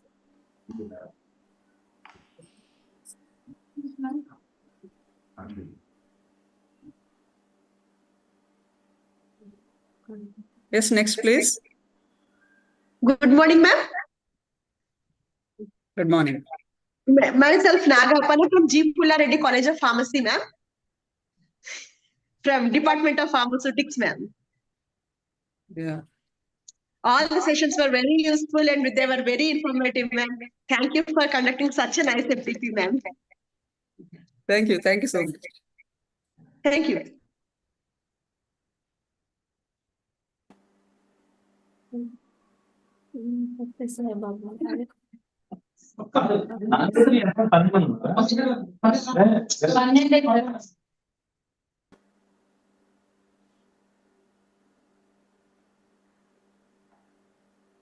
Yes, Revati madam, you want to speak? Yes, ma'am. Good morning, ma'am. Good morning. Thank you, ma'am, for organizing such a wonderful complete 1 week FTP. The way that you have selected all the subjects were too good. You are from which college, madam? Ma'am, I'm from Malareddy Institute of Pharmaceutical Sciences, Department of Pharmaceutical Chemistry. Okay, good. Thank you. Thank you, ma'am.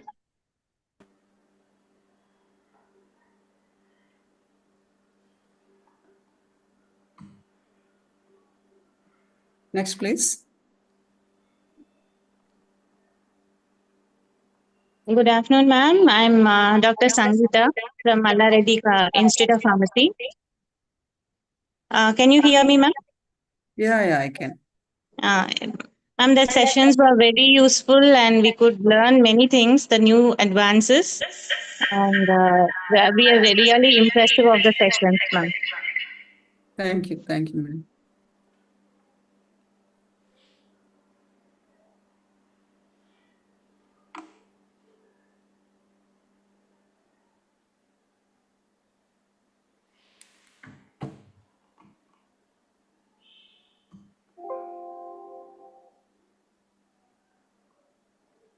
Yes, next, please.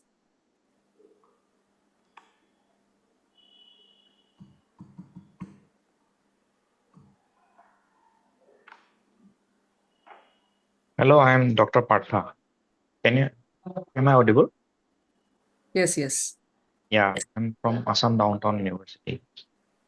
Yeah, it's a very nice session because you have selected the speakers from various field, both from the academia, research, as well as from industry. That is why it's very much useful.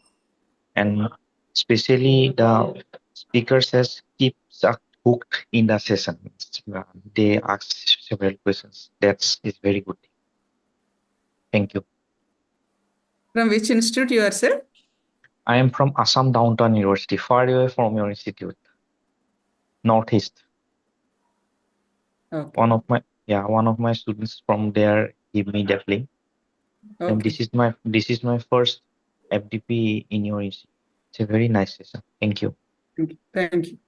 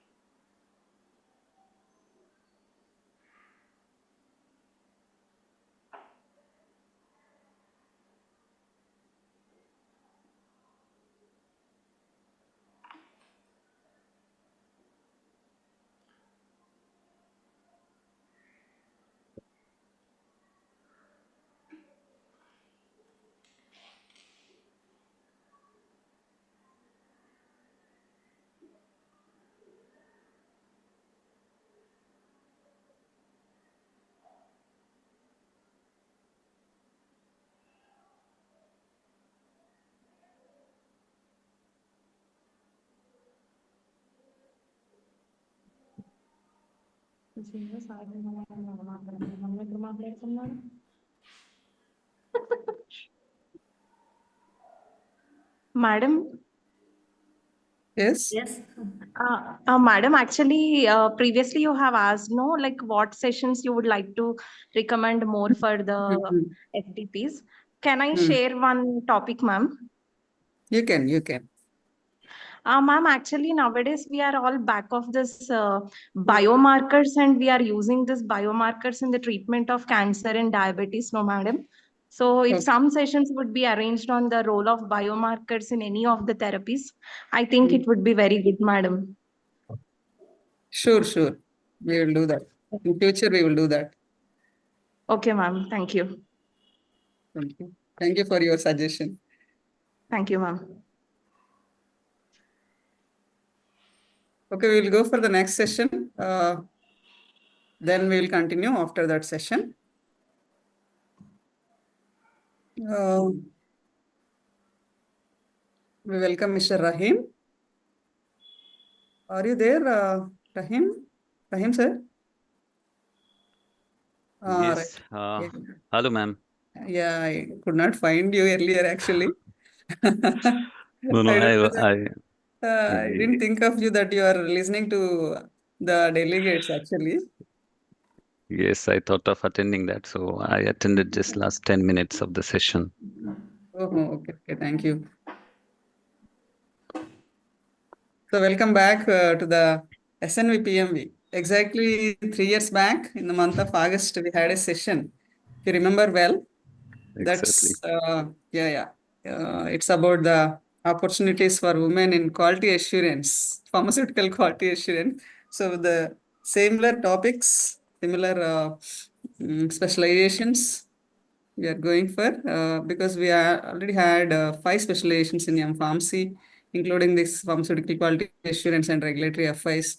So we thought of this type of FDP, especially means for the faculty first, then that can be shared to the students, right? So it's going on well as of now, and I request Anuradha madam to carry over the session. Okay, madam. So, good afternoon. Of course, it's at the end of the day. It's 11:53. Okay. So, welcome back to day 5, session 10. It's my absolute privilege to welcome you all to today's session on ensuring excellence through process capability and quality systems.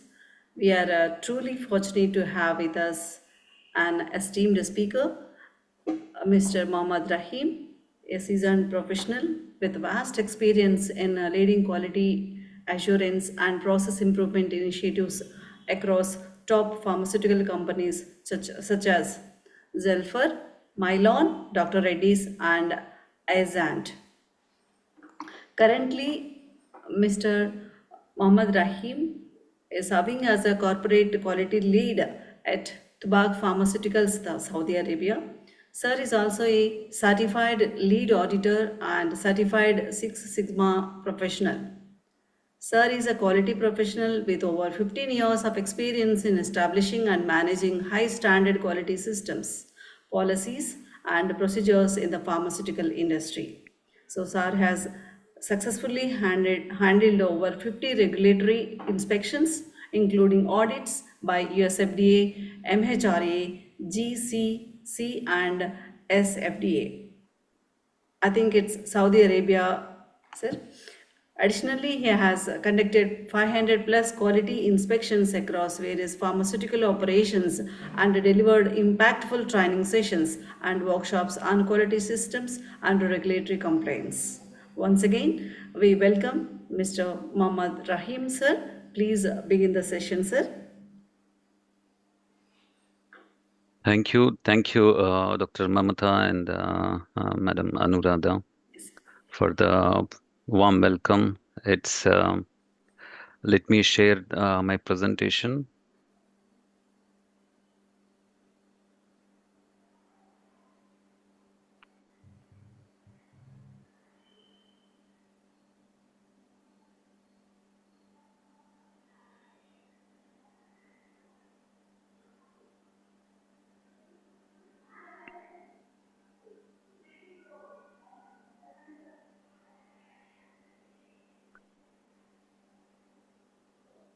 Yeah.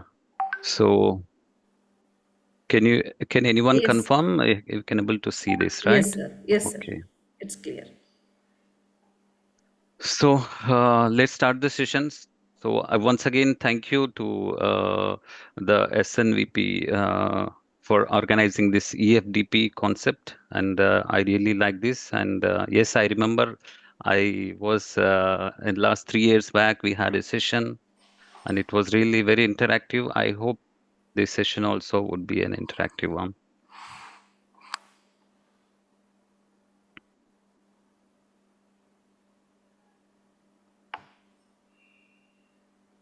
So actually, my job made very simple by Madam Anuradha. She already gave all the introduction about myself. So no need to again repeat all the introduction. So actually, I would like to tell you that I'm a student of Dr. Mamta ma'am. So I'm really happy, and whenever we had any conversation about these trainings, and I'm really happy to attend and give these trainings and participate.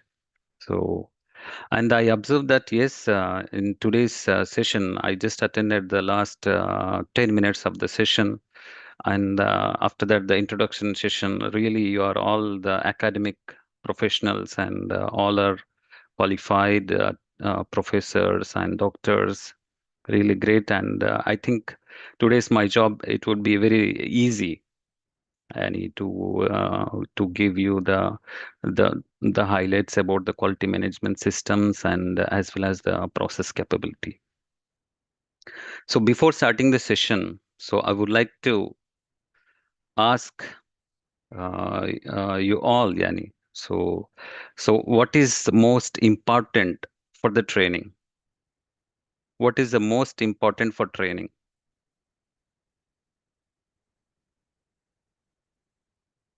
Feel free to answer.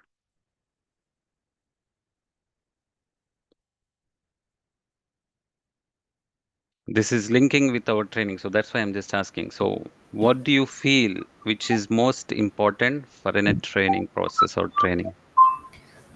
Good morning, sir. Good morning. First, we need to accept our fault.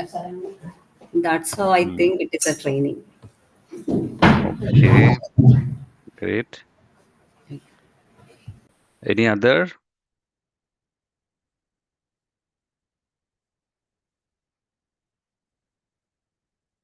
The question is again, so what is most important for an effective training? Do you believe or do you think? Good morning, sir. We have to update our trade new things. Okay, okay. New technologies or new methods. Yes, we need to know the new technologies, new techniques. Okay, perfect. Any others? I found that many are from different, actually all over the India, it's covered this session, this e-FDP program. MashaAllah, Yani, this is really good. So let me tell you. So the answers are almost are okay. Yes, it's part of my question of what is the most important one for the training. It is the trainee's engagement. Because I can have a great knowledge, right? And I can have a great presentation. But if the participants are not engaged, there will be no effective training. Agree? So the engagement of the people to the topic is very, very important for the effective training. It's true, sir. Yeah. So I just want the same thing to be here. So to be a successful and effective training. So please feel free to ask doubts at any particular point of time. No need to wait until end of the presentation. So it's good to ask the doubts, which will be helpful for other the students. I believe no there will be no students. I think all the teachers, professors. So it's good. So let's start the session with quality management system. So today's topic is ensuring excellence in process capability and quality systems. So first, before going to the process capability, let's understand the quality management systems. What is quality management system? So quality management system is it's a documented process. It's a formalized system. So which process, procedures, and responsibilities for achieving quality. So it's basically a system, quality system, where you document it and how you perform the activity and how you achieve your objectives. So this is called a quality management system. So in this quality, by this quality management system, so what will be the benefit, Yani? So it will be help to direct the organization's activities, like if we are in the university or anything, yani. So it meets the customer and regulatory requirements. This is our the important thing, to meet the customer and regulatory requirements. And also it improves the effectiveness and efficiency. How? Because we have a standardized process, what to do, and we clearly documented our process, and we have to follow this process. And this process is based on our objective.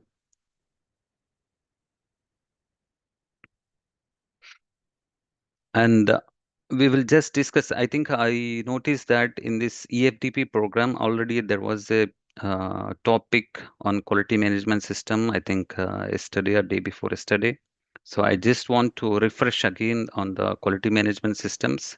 So basically the quality management systems are deviation management, CAPA management, change control management, complaint management, audit, recall, QRM,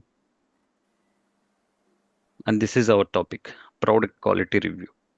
This is one of the quality management system.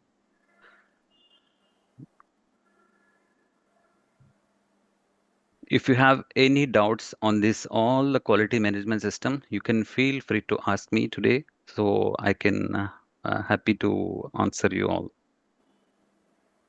But today's session will focus on the process capability, which is part of product quality review, quality management system. So product quality review, what is the product quality review? It's a mechanism to review our product or our process, how well it is performed, right? So we'll review these trends and we'll see how well the process is performed. So this is what we do, the review, product quality review, or you can say process quality review. Since we are into pharmaceutical industry, I'm using the word product. So product quality review. So what is the objectives of PQR? So we do verify the consistency of the manufacturing process. With this review, we can verify our process is consistently meeting the requirements or not. This is what we are going to check. And if any adverse quality trends are there, so I'll show you in the next slides the actual the products, how we used to review and what is the data it shows and how it helps to take the actions, and if any adverse quality trends are there, so what kind of actions we have to take to mitigate this problem. So this is called product quality review. In this product quality review, we use in this product quality review, so the process capability, this plays very important role in this review. So this is the process measures which we uses. So you can see the definition. So process capability, it's a statistical measurement which evaluates the capability of it's a statistical. Remember, I mentioned statistical measurement because it has some calculations formulas. So we need to measure it to evaluate the capability of a process. So process capability is simple. So how well the process is capable to produce the product within its specified limits. Okay. So you are manufacturing the product or you're making some, for example, any general FMCG or anything. So you need to know what is your process, how well your process is performing. Is it meeting the customer requirements or not?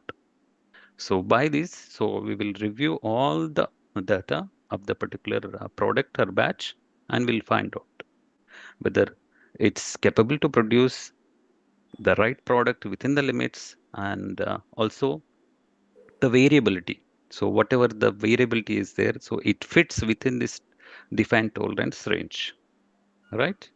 So this is called the process capability. So in this process capability, you might know CP, CPK, these words are generally used terms. So what is process capability? CP means process capability index. CPK is process capability ratio, which is used to measure the centering. So we will discuss anyhow further in detail about the process capability, how we calculate, and process capability ratio. So CP, CPK are called process capability. So we used to measure for the process capability, how well our process is capable. And there is PP and PPK. So these are called process performance. So CP and CPK is process capability. PP and PPK are the process performance term. So when to measure CP and CPK?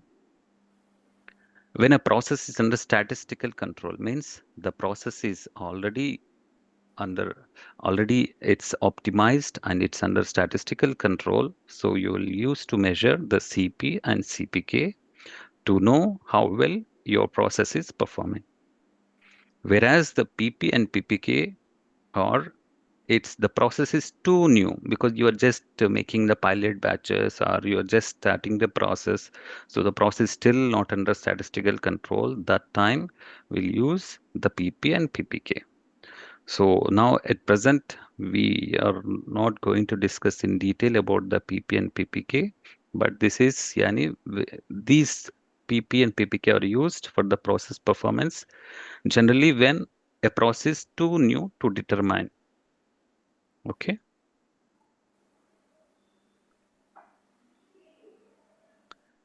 So we talk about process capability index and process capability ratio. So you can see the definition and the formulas which are there in your textbooks as well, I believe. So CP, what is the CP? So CP measures the potential capability of a process. Potential capability. So how well your process is performing, right? Within the defined specification limits, right? It's not the upper specification or the lower, it's within that, both. This is called the process capability, CP. What is CPK?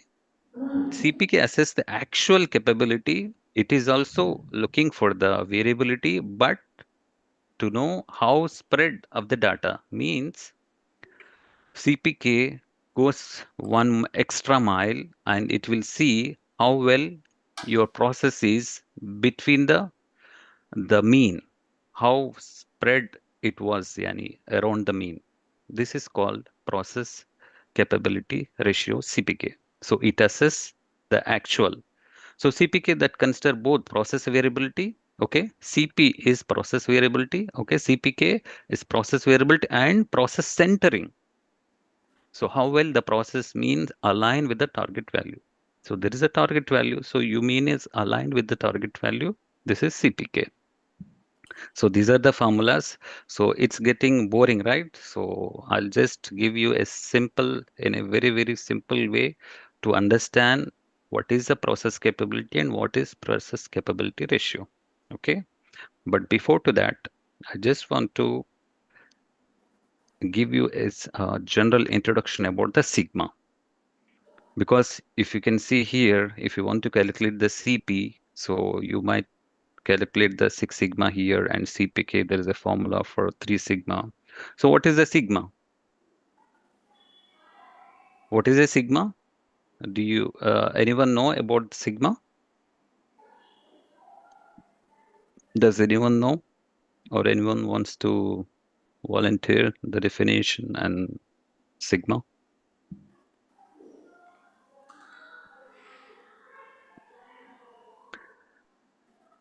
No worries. So sigma, it represents the standard deviation. So which measures the amount of variation or dispersion in a set of values. So it's a standard deviation. Sigma is a standard deviation which measures the amount of variation. Okay. So a low standard deviation means your process is a very good, means your data spread within the range. If higher sigma means if your standard deviation is more means your process is not capable. There is very much difference. So standard deviation represents it's a mean, right? The amount of variation. So the standard deviation means it's how well your values are close to the mean. Okay. Look at the figure here. So people now talking about sigma, 3 sigma, 6 sigma. So what does it mean? What does it mean? Because you can see this is our upper specification limit. Here our lower specification limit. Okay. So this is our, for example, 2 to 14. These are my limits. So this is the mean is 8. Okay. So the sigma, which talks about the standard deviation, means how well my all the results are close to the mean. You understanding? So how well my results are close to the mean. This is called the measurement of standard deviation, which is called sigma. Okay.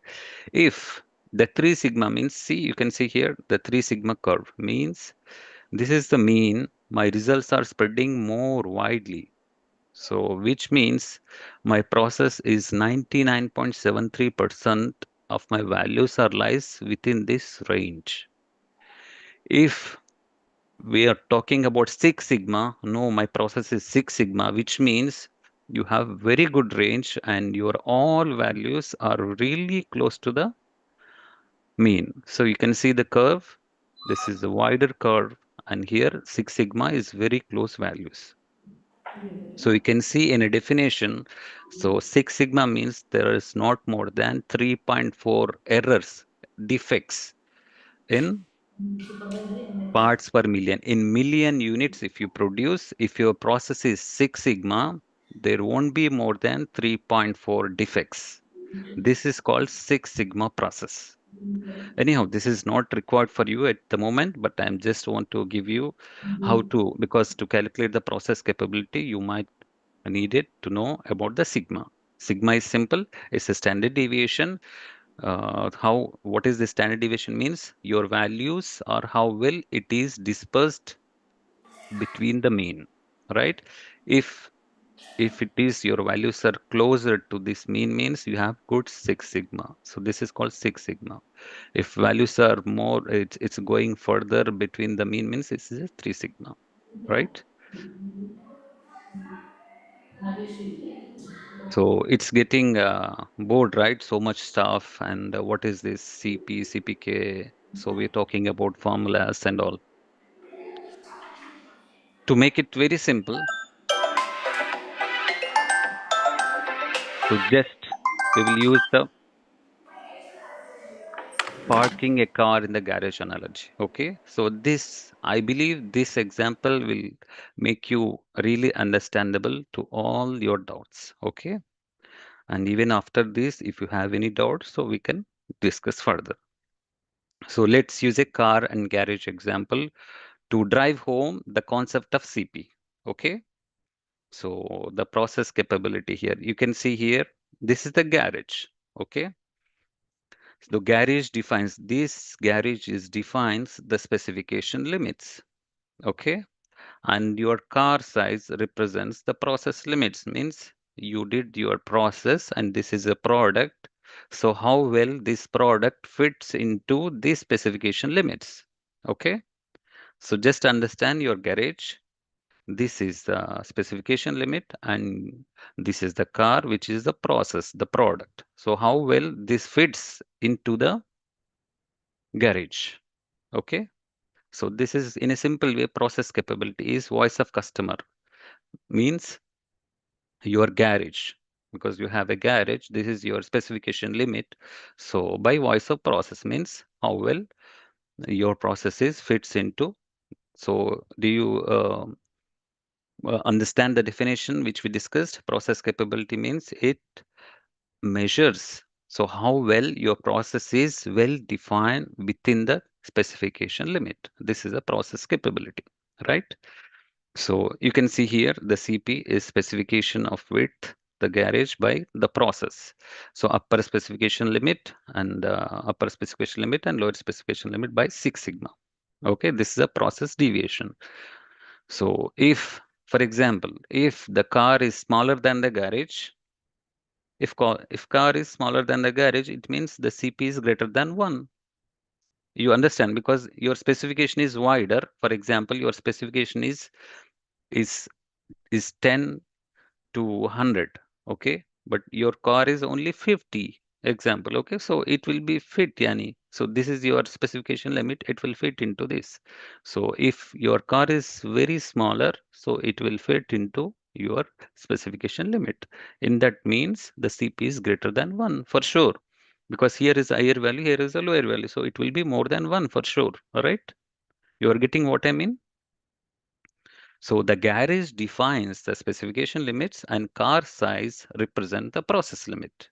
In a simple terminology, so if your car is going to fit here, so if car is small, it will fit. Okay. So when you find that your data is smaller than the specification limit, your process is capable. Yes, you have this much of specification and your process is value is very low. So this means your process is capable. Therefore, it's safely to conclude that you will not have problem meeting the specification. In other words, so you will not have problem parking the car in the garage. So you can easily park it. Is anyone having doubt on this? I'm making it very simple with this car garage analog technology. So the garage itself is the specification limits and the car is my process. So how well my process is fits into these limits.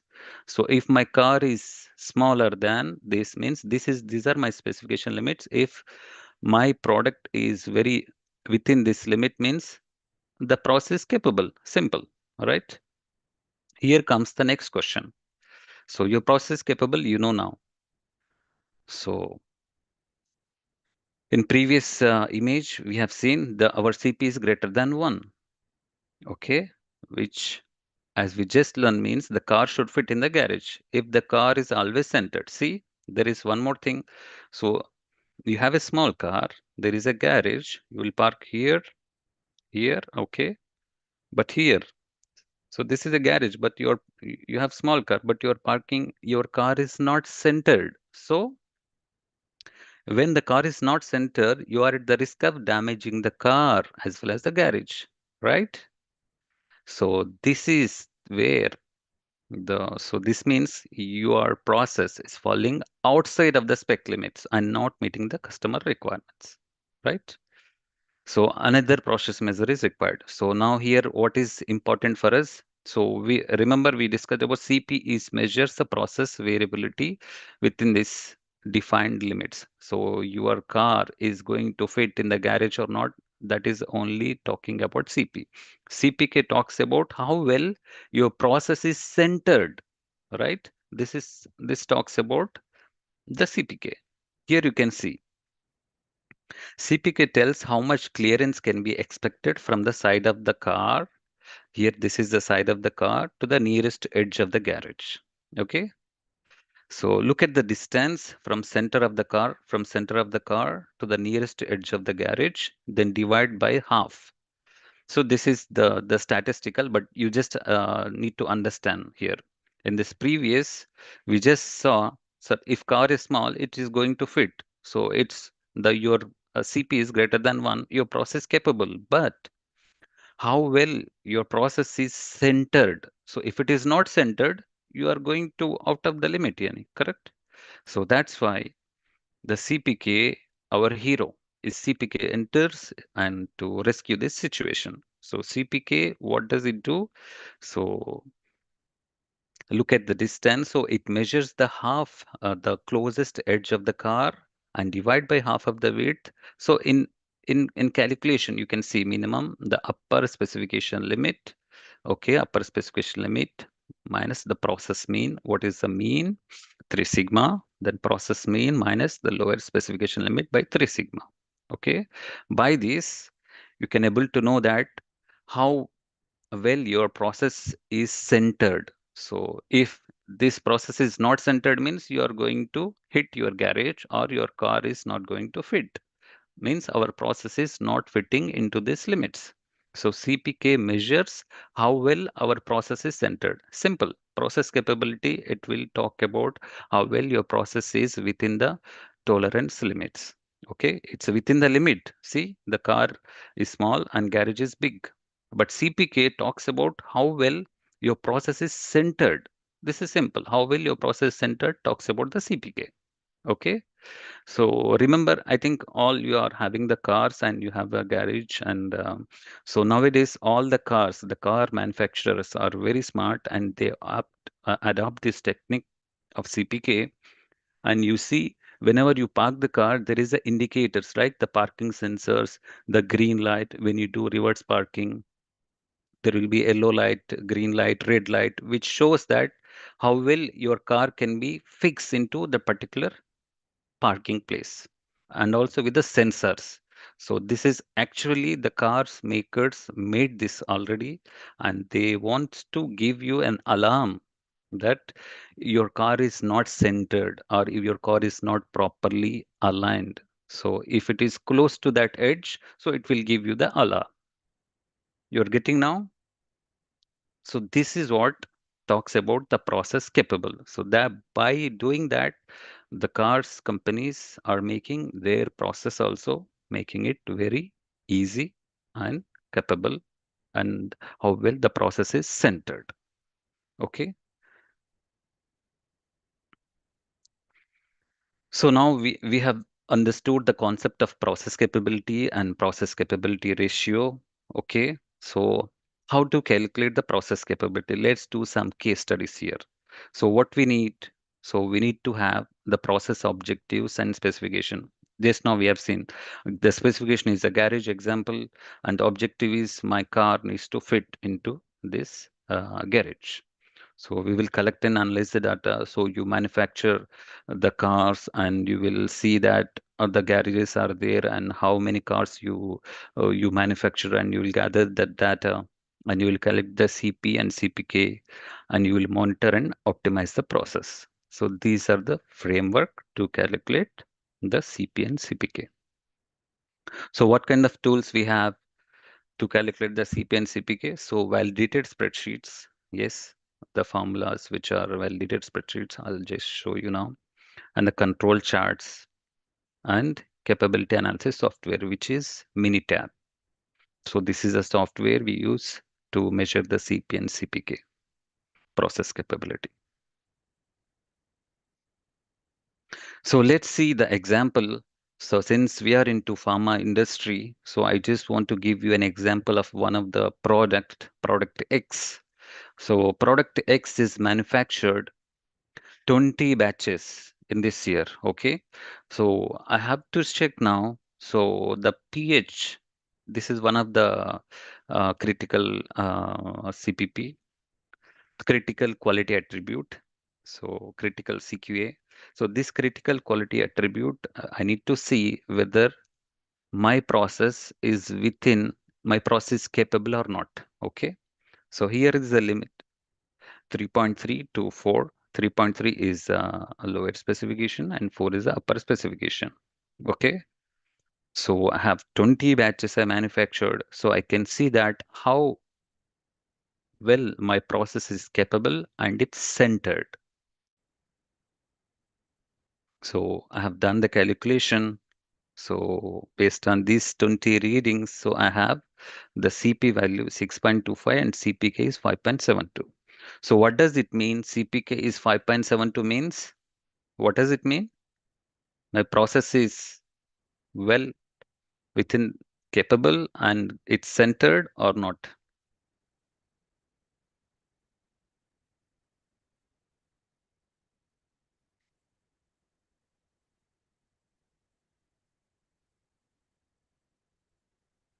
So let's see the example. So how we calculate this. So I can just show you.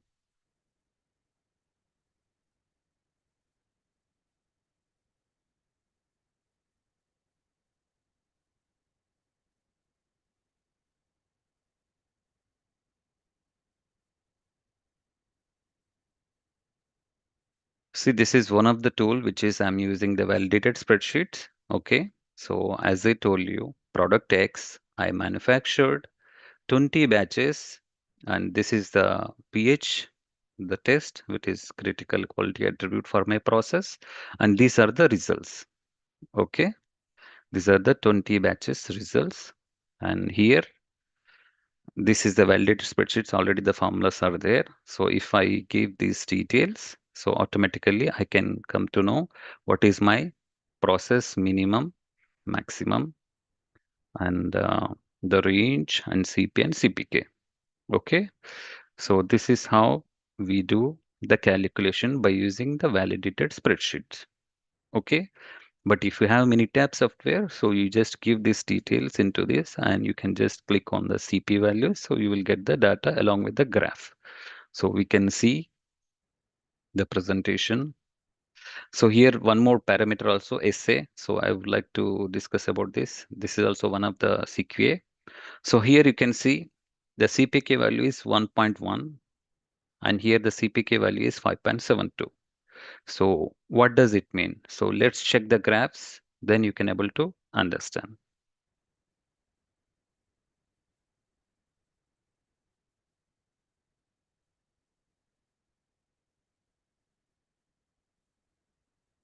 Yes, see the pH value. So we just saw how the calculation was happened. These are the 20 batches.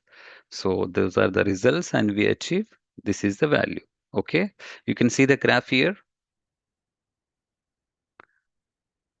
And you can observe this SA value. This is the SA. Okay, CPK is 1.11. Just observe this, the trend.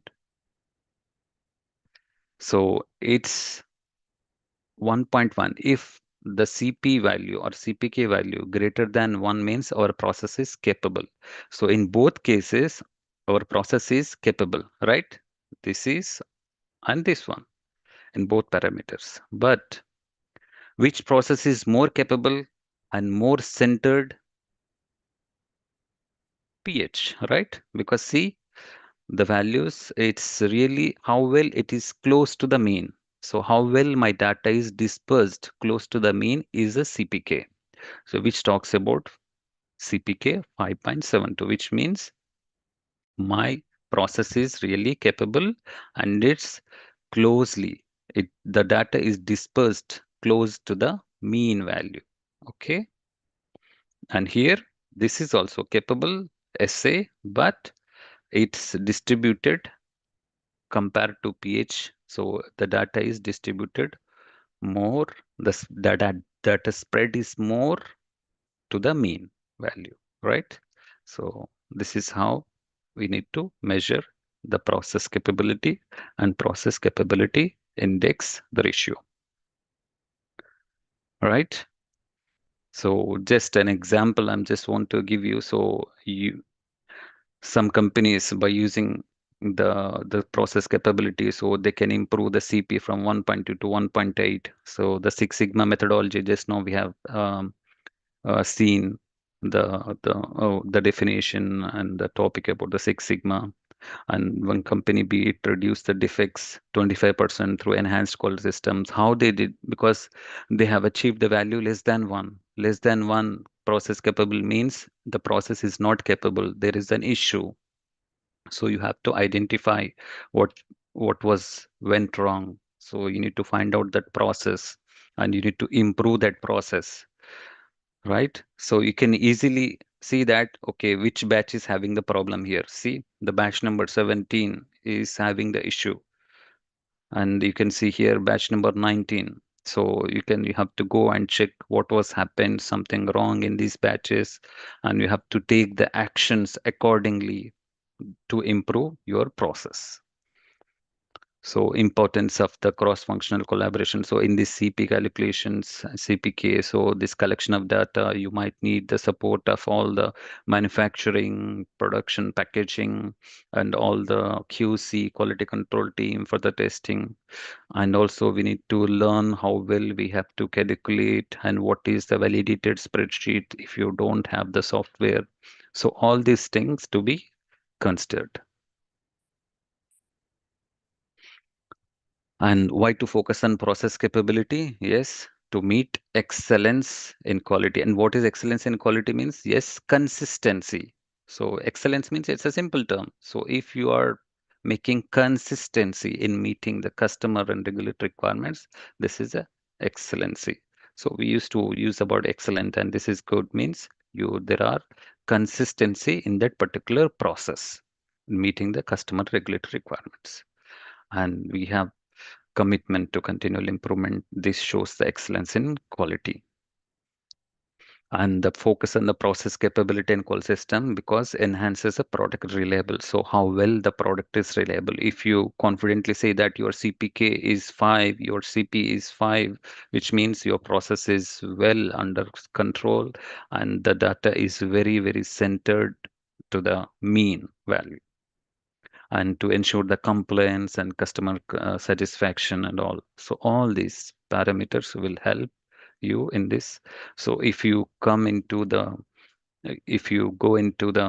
pharmaceutical industries or anywhere, so this process capability is very, very important because we are manufacturing the medicines. So we have to know our process is really capable. Yes, it's within the specification limits here, but if I don't take action on these batches, so it may go next time, it may go into the failure of the specification limit, right? So that's why it is really important to focus on the process and to know that our requirements are meeting to the customer requirements and regulatory requirements. So by this, we can ensure the compliance. And yes, every process has the challenges and the solutions. So what are the challenges? So resistance to change in the industry. So there is many tab, you have to purchase the software. So, but you don't want to, your people are not enough skill to change to this and to perform this, and lack of real-time data. So if you don't have the proper data, so you cannot have the real understanding about the process. And if you don't have misalignment between the teams, this could be a challenge. So you have to, I'm talking about the pharmaceutical industry. So the departments where from the beginning to end of the process. So warehouse where we receive the materials, then it will go to the manufacturing area where do we manufacture, and go to the packaging area where it packed, then go to the quality control area where the quality control testing will happen, then again go to the finished goods storage, then again go to the distribution. So all these functions are working to produce the drug products, right? So there should be alignment between the teams to understand what are the requirement of the process and what are the data is needed for the process to gather. And what are the solutions? So effective change management strategy. So if you are going into a software, so you just educate them, you have to plan a strategy to do that and invest in technology and tools. Yes, validated spreadsheets, this is a short term, like it's, you can just validate by using the Excel sheet. So you can log this formulas and use it. This is a simple way. But you want as a graphical and everything, so there is a software mini tab, so you can use it. And regular audits and reviews, so these are, so you can go and review your process, you can go and do the inspection of the process, how well your process is performing, is it good or not. So by this way, so you can get to know your process is performing well or not. So let's recap the session. So here this process capability is a simple if you understand well. If you don't understand, so it will make very difficult because of this formulas and all. So that's why we use the terminology of the car and garage. So it's very clear. The CP is the process variability, which shows your process is well within the limits. Okay, CPK is how well your process is centered. This is what about the CPK. So you know about the standard deviation, which is sigma. So standard deviation means how well your values are close to the mean. If the standard deviation is more, means you have more variability in the process. If your standard deviation is less, means you have less variability. Maybe people who are working in the labs, if they are calculating any results, so they do averaging and the standard deviation and percent RSD, so people make connect with that. So this is the 3 sigma. What is 6 sigma? So we discussed about it, and what is the methodologies and what are the tools we use to calculate it. So there is a validated spreadsheets. There is a Minitab software and control charts like the charts which I've shown. So by this, you can visualize the data and how well your process is performing. If you have any doubts, so the floor is yours. You can ask the questions, or if you want have any other than the process capability about the quality systems, you can ask. So I'm happy to answer about the quality systems as well as the process capability.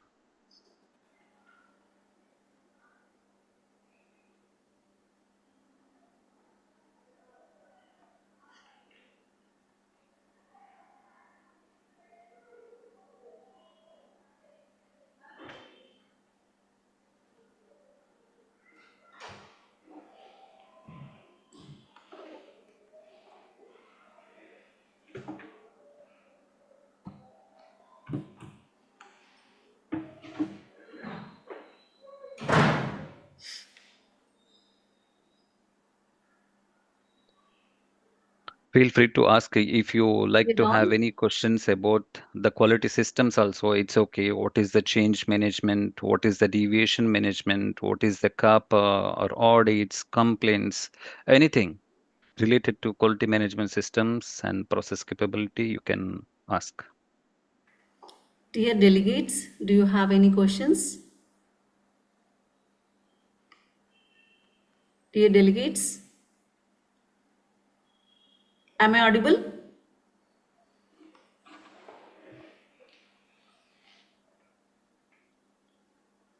Please share if you have any questions.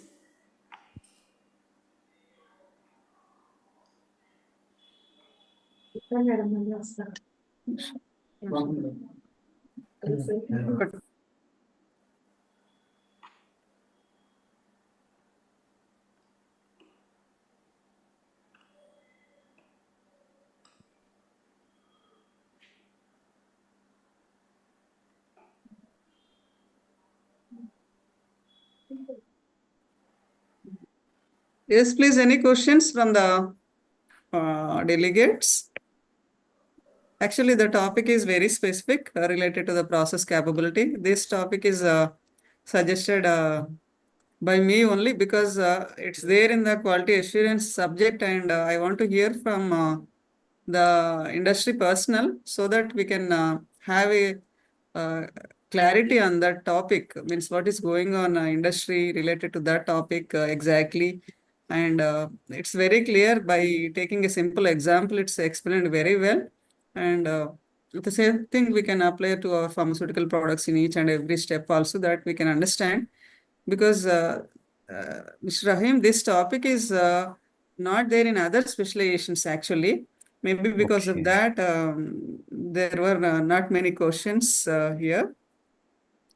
No issue. And Sir, one question is from my side. Actually, please. CAPA related to CAPA, sir. Corrective and preventive action for solid dosage forms. In case if you go for solid dosage forms, if any problem occurred during the process, okay, granulation stage or any stage, and what are the measures to take? Or any failure of the batch, failure of the batch. So what are the corrective measures and preventive actions which we can take from You are asking about your question is if you broader have any issue in the granulation process, so what are the corrective and preventive actions we have to take, right? Yes. Actually, before to our discussion, let's get understand what is the corrective action and what is the preventive action. So the corrective action, I just give you a simple example to understand corrective action, preventive action, because I use this. So, for example, in a house, if we have the tap is leaking, okay, there is a tap, it's leaking. So this is a issue. This is a non-conformity, the deviation example. So what is there is three things. One is immediate correction, corrective action, and preventive action. So immediate action would be cutting the main source of the tap, the water, where the pipeline is coming. So we have to stop to ensure there is no leakage of the water. This is called the immediate action or corrective, the correction. We made correction. Okay. Next, the corrective action is the issue is happened already. The tap is something is broke down, so there is a leakage. So the repairing the tap in order not to repeat again the issue is a corrective action. Means you're getting me. So you identified an issue. If you are correcting this issue not to occur again, this is called corrective action. Okay. What is preventive action? So you will go and check all other taps in other rooms and ensure that these taps are well good. And if something is needed, you will change it, because in future you don't want to repeat again this process, right? So that is called preventive action. Am I clear? So the cutting the stopping the resources, this is the immediate action, the correction which you made, not to have big problem. Okay, you stopped it, the water flow. And the corrective action is you correct the situation where the issue is there. So you repaired the one tap and you resolve this issue. Preventive action is to check all the taps where the possibility of the leakage again and you fix the tap, right? So there is a difference between the corrective action and preventive action. Is it clear, the corrective action, preventive Yes. action? Yes. Yeah. So in a Yep. so in your question is about the granulation. If some issues happen, actually this is a generic question. So if there is an issue in the granulation, there is different parameters which influence the granulation. There is a temperature, how well it is maintained, and what is the RPM speed of the machine, and how well, what is the issue.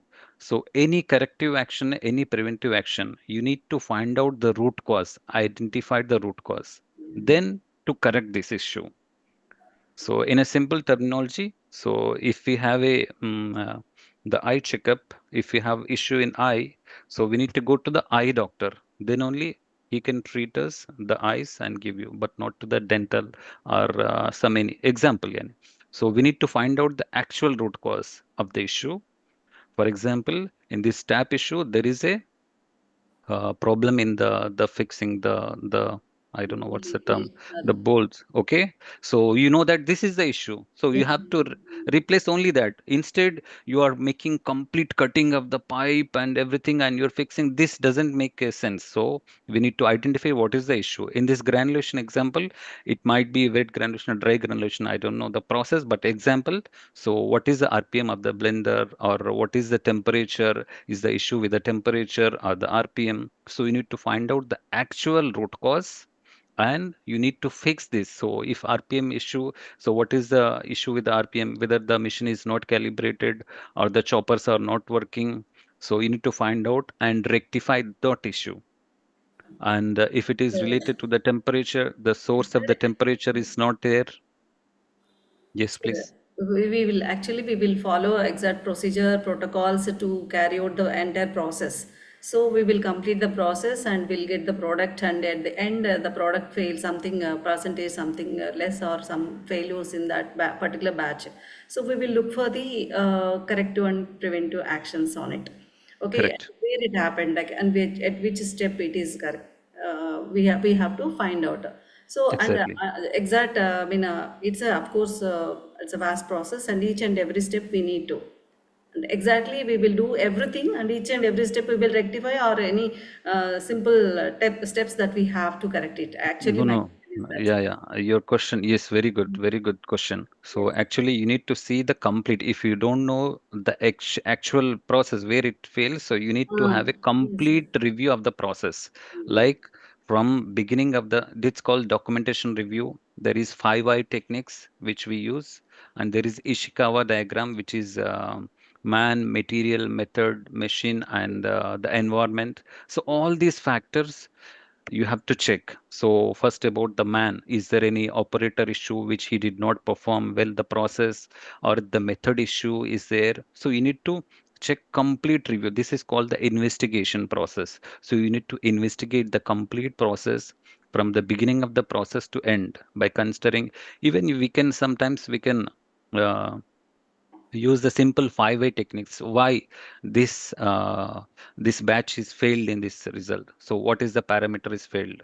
So is it why? So this asking this 5 whys, so you can come to a conclusion. If this is not there, so you can use the Ishikawa diagram, which is called the fishbone diagram, where the man, material, method, machine, and environment, these all factors to be verified, reviewed, and you will find out the actual root cause. This is really important. You have to find out the actual root cause, what was the issue, then to take the corrective action and preventive action. Yes, sir. Thank you. Thank you, sir. Any Thank more you. Thank you. questions, audience?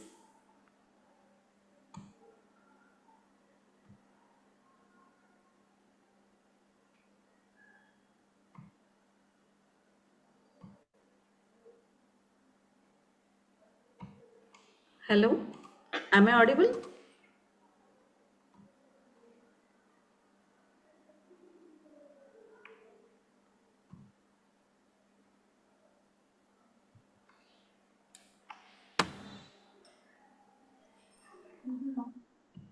Hello?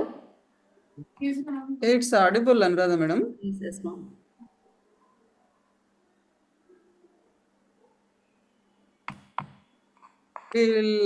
Shall we close the session? Yeah, shall I, ma'am?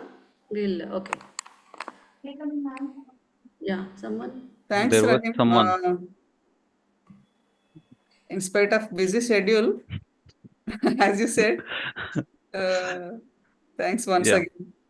Sure, sure. And it's my pleasure always to meet you all in this.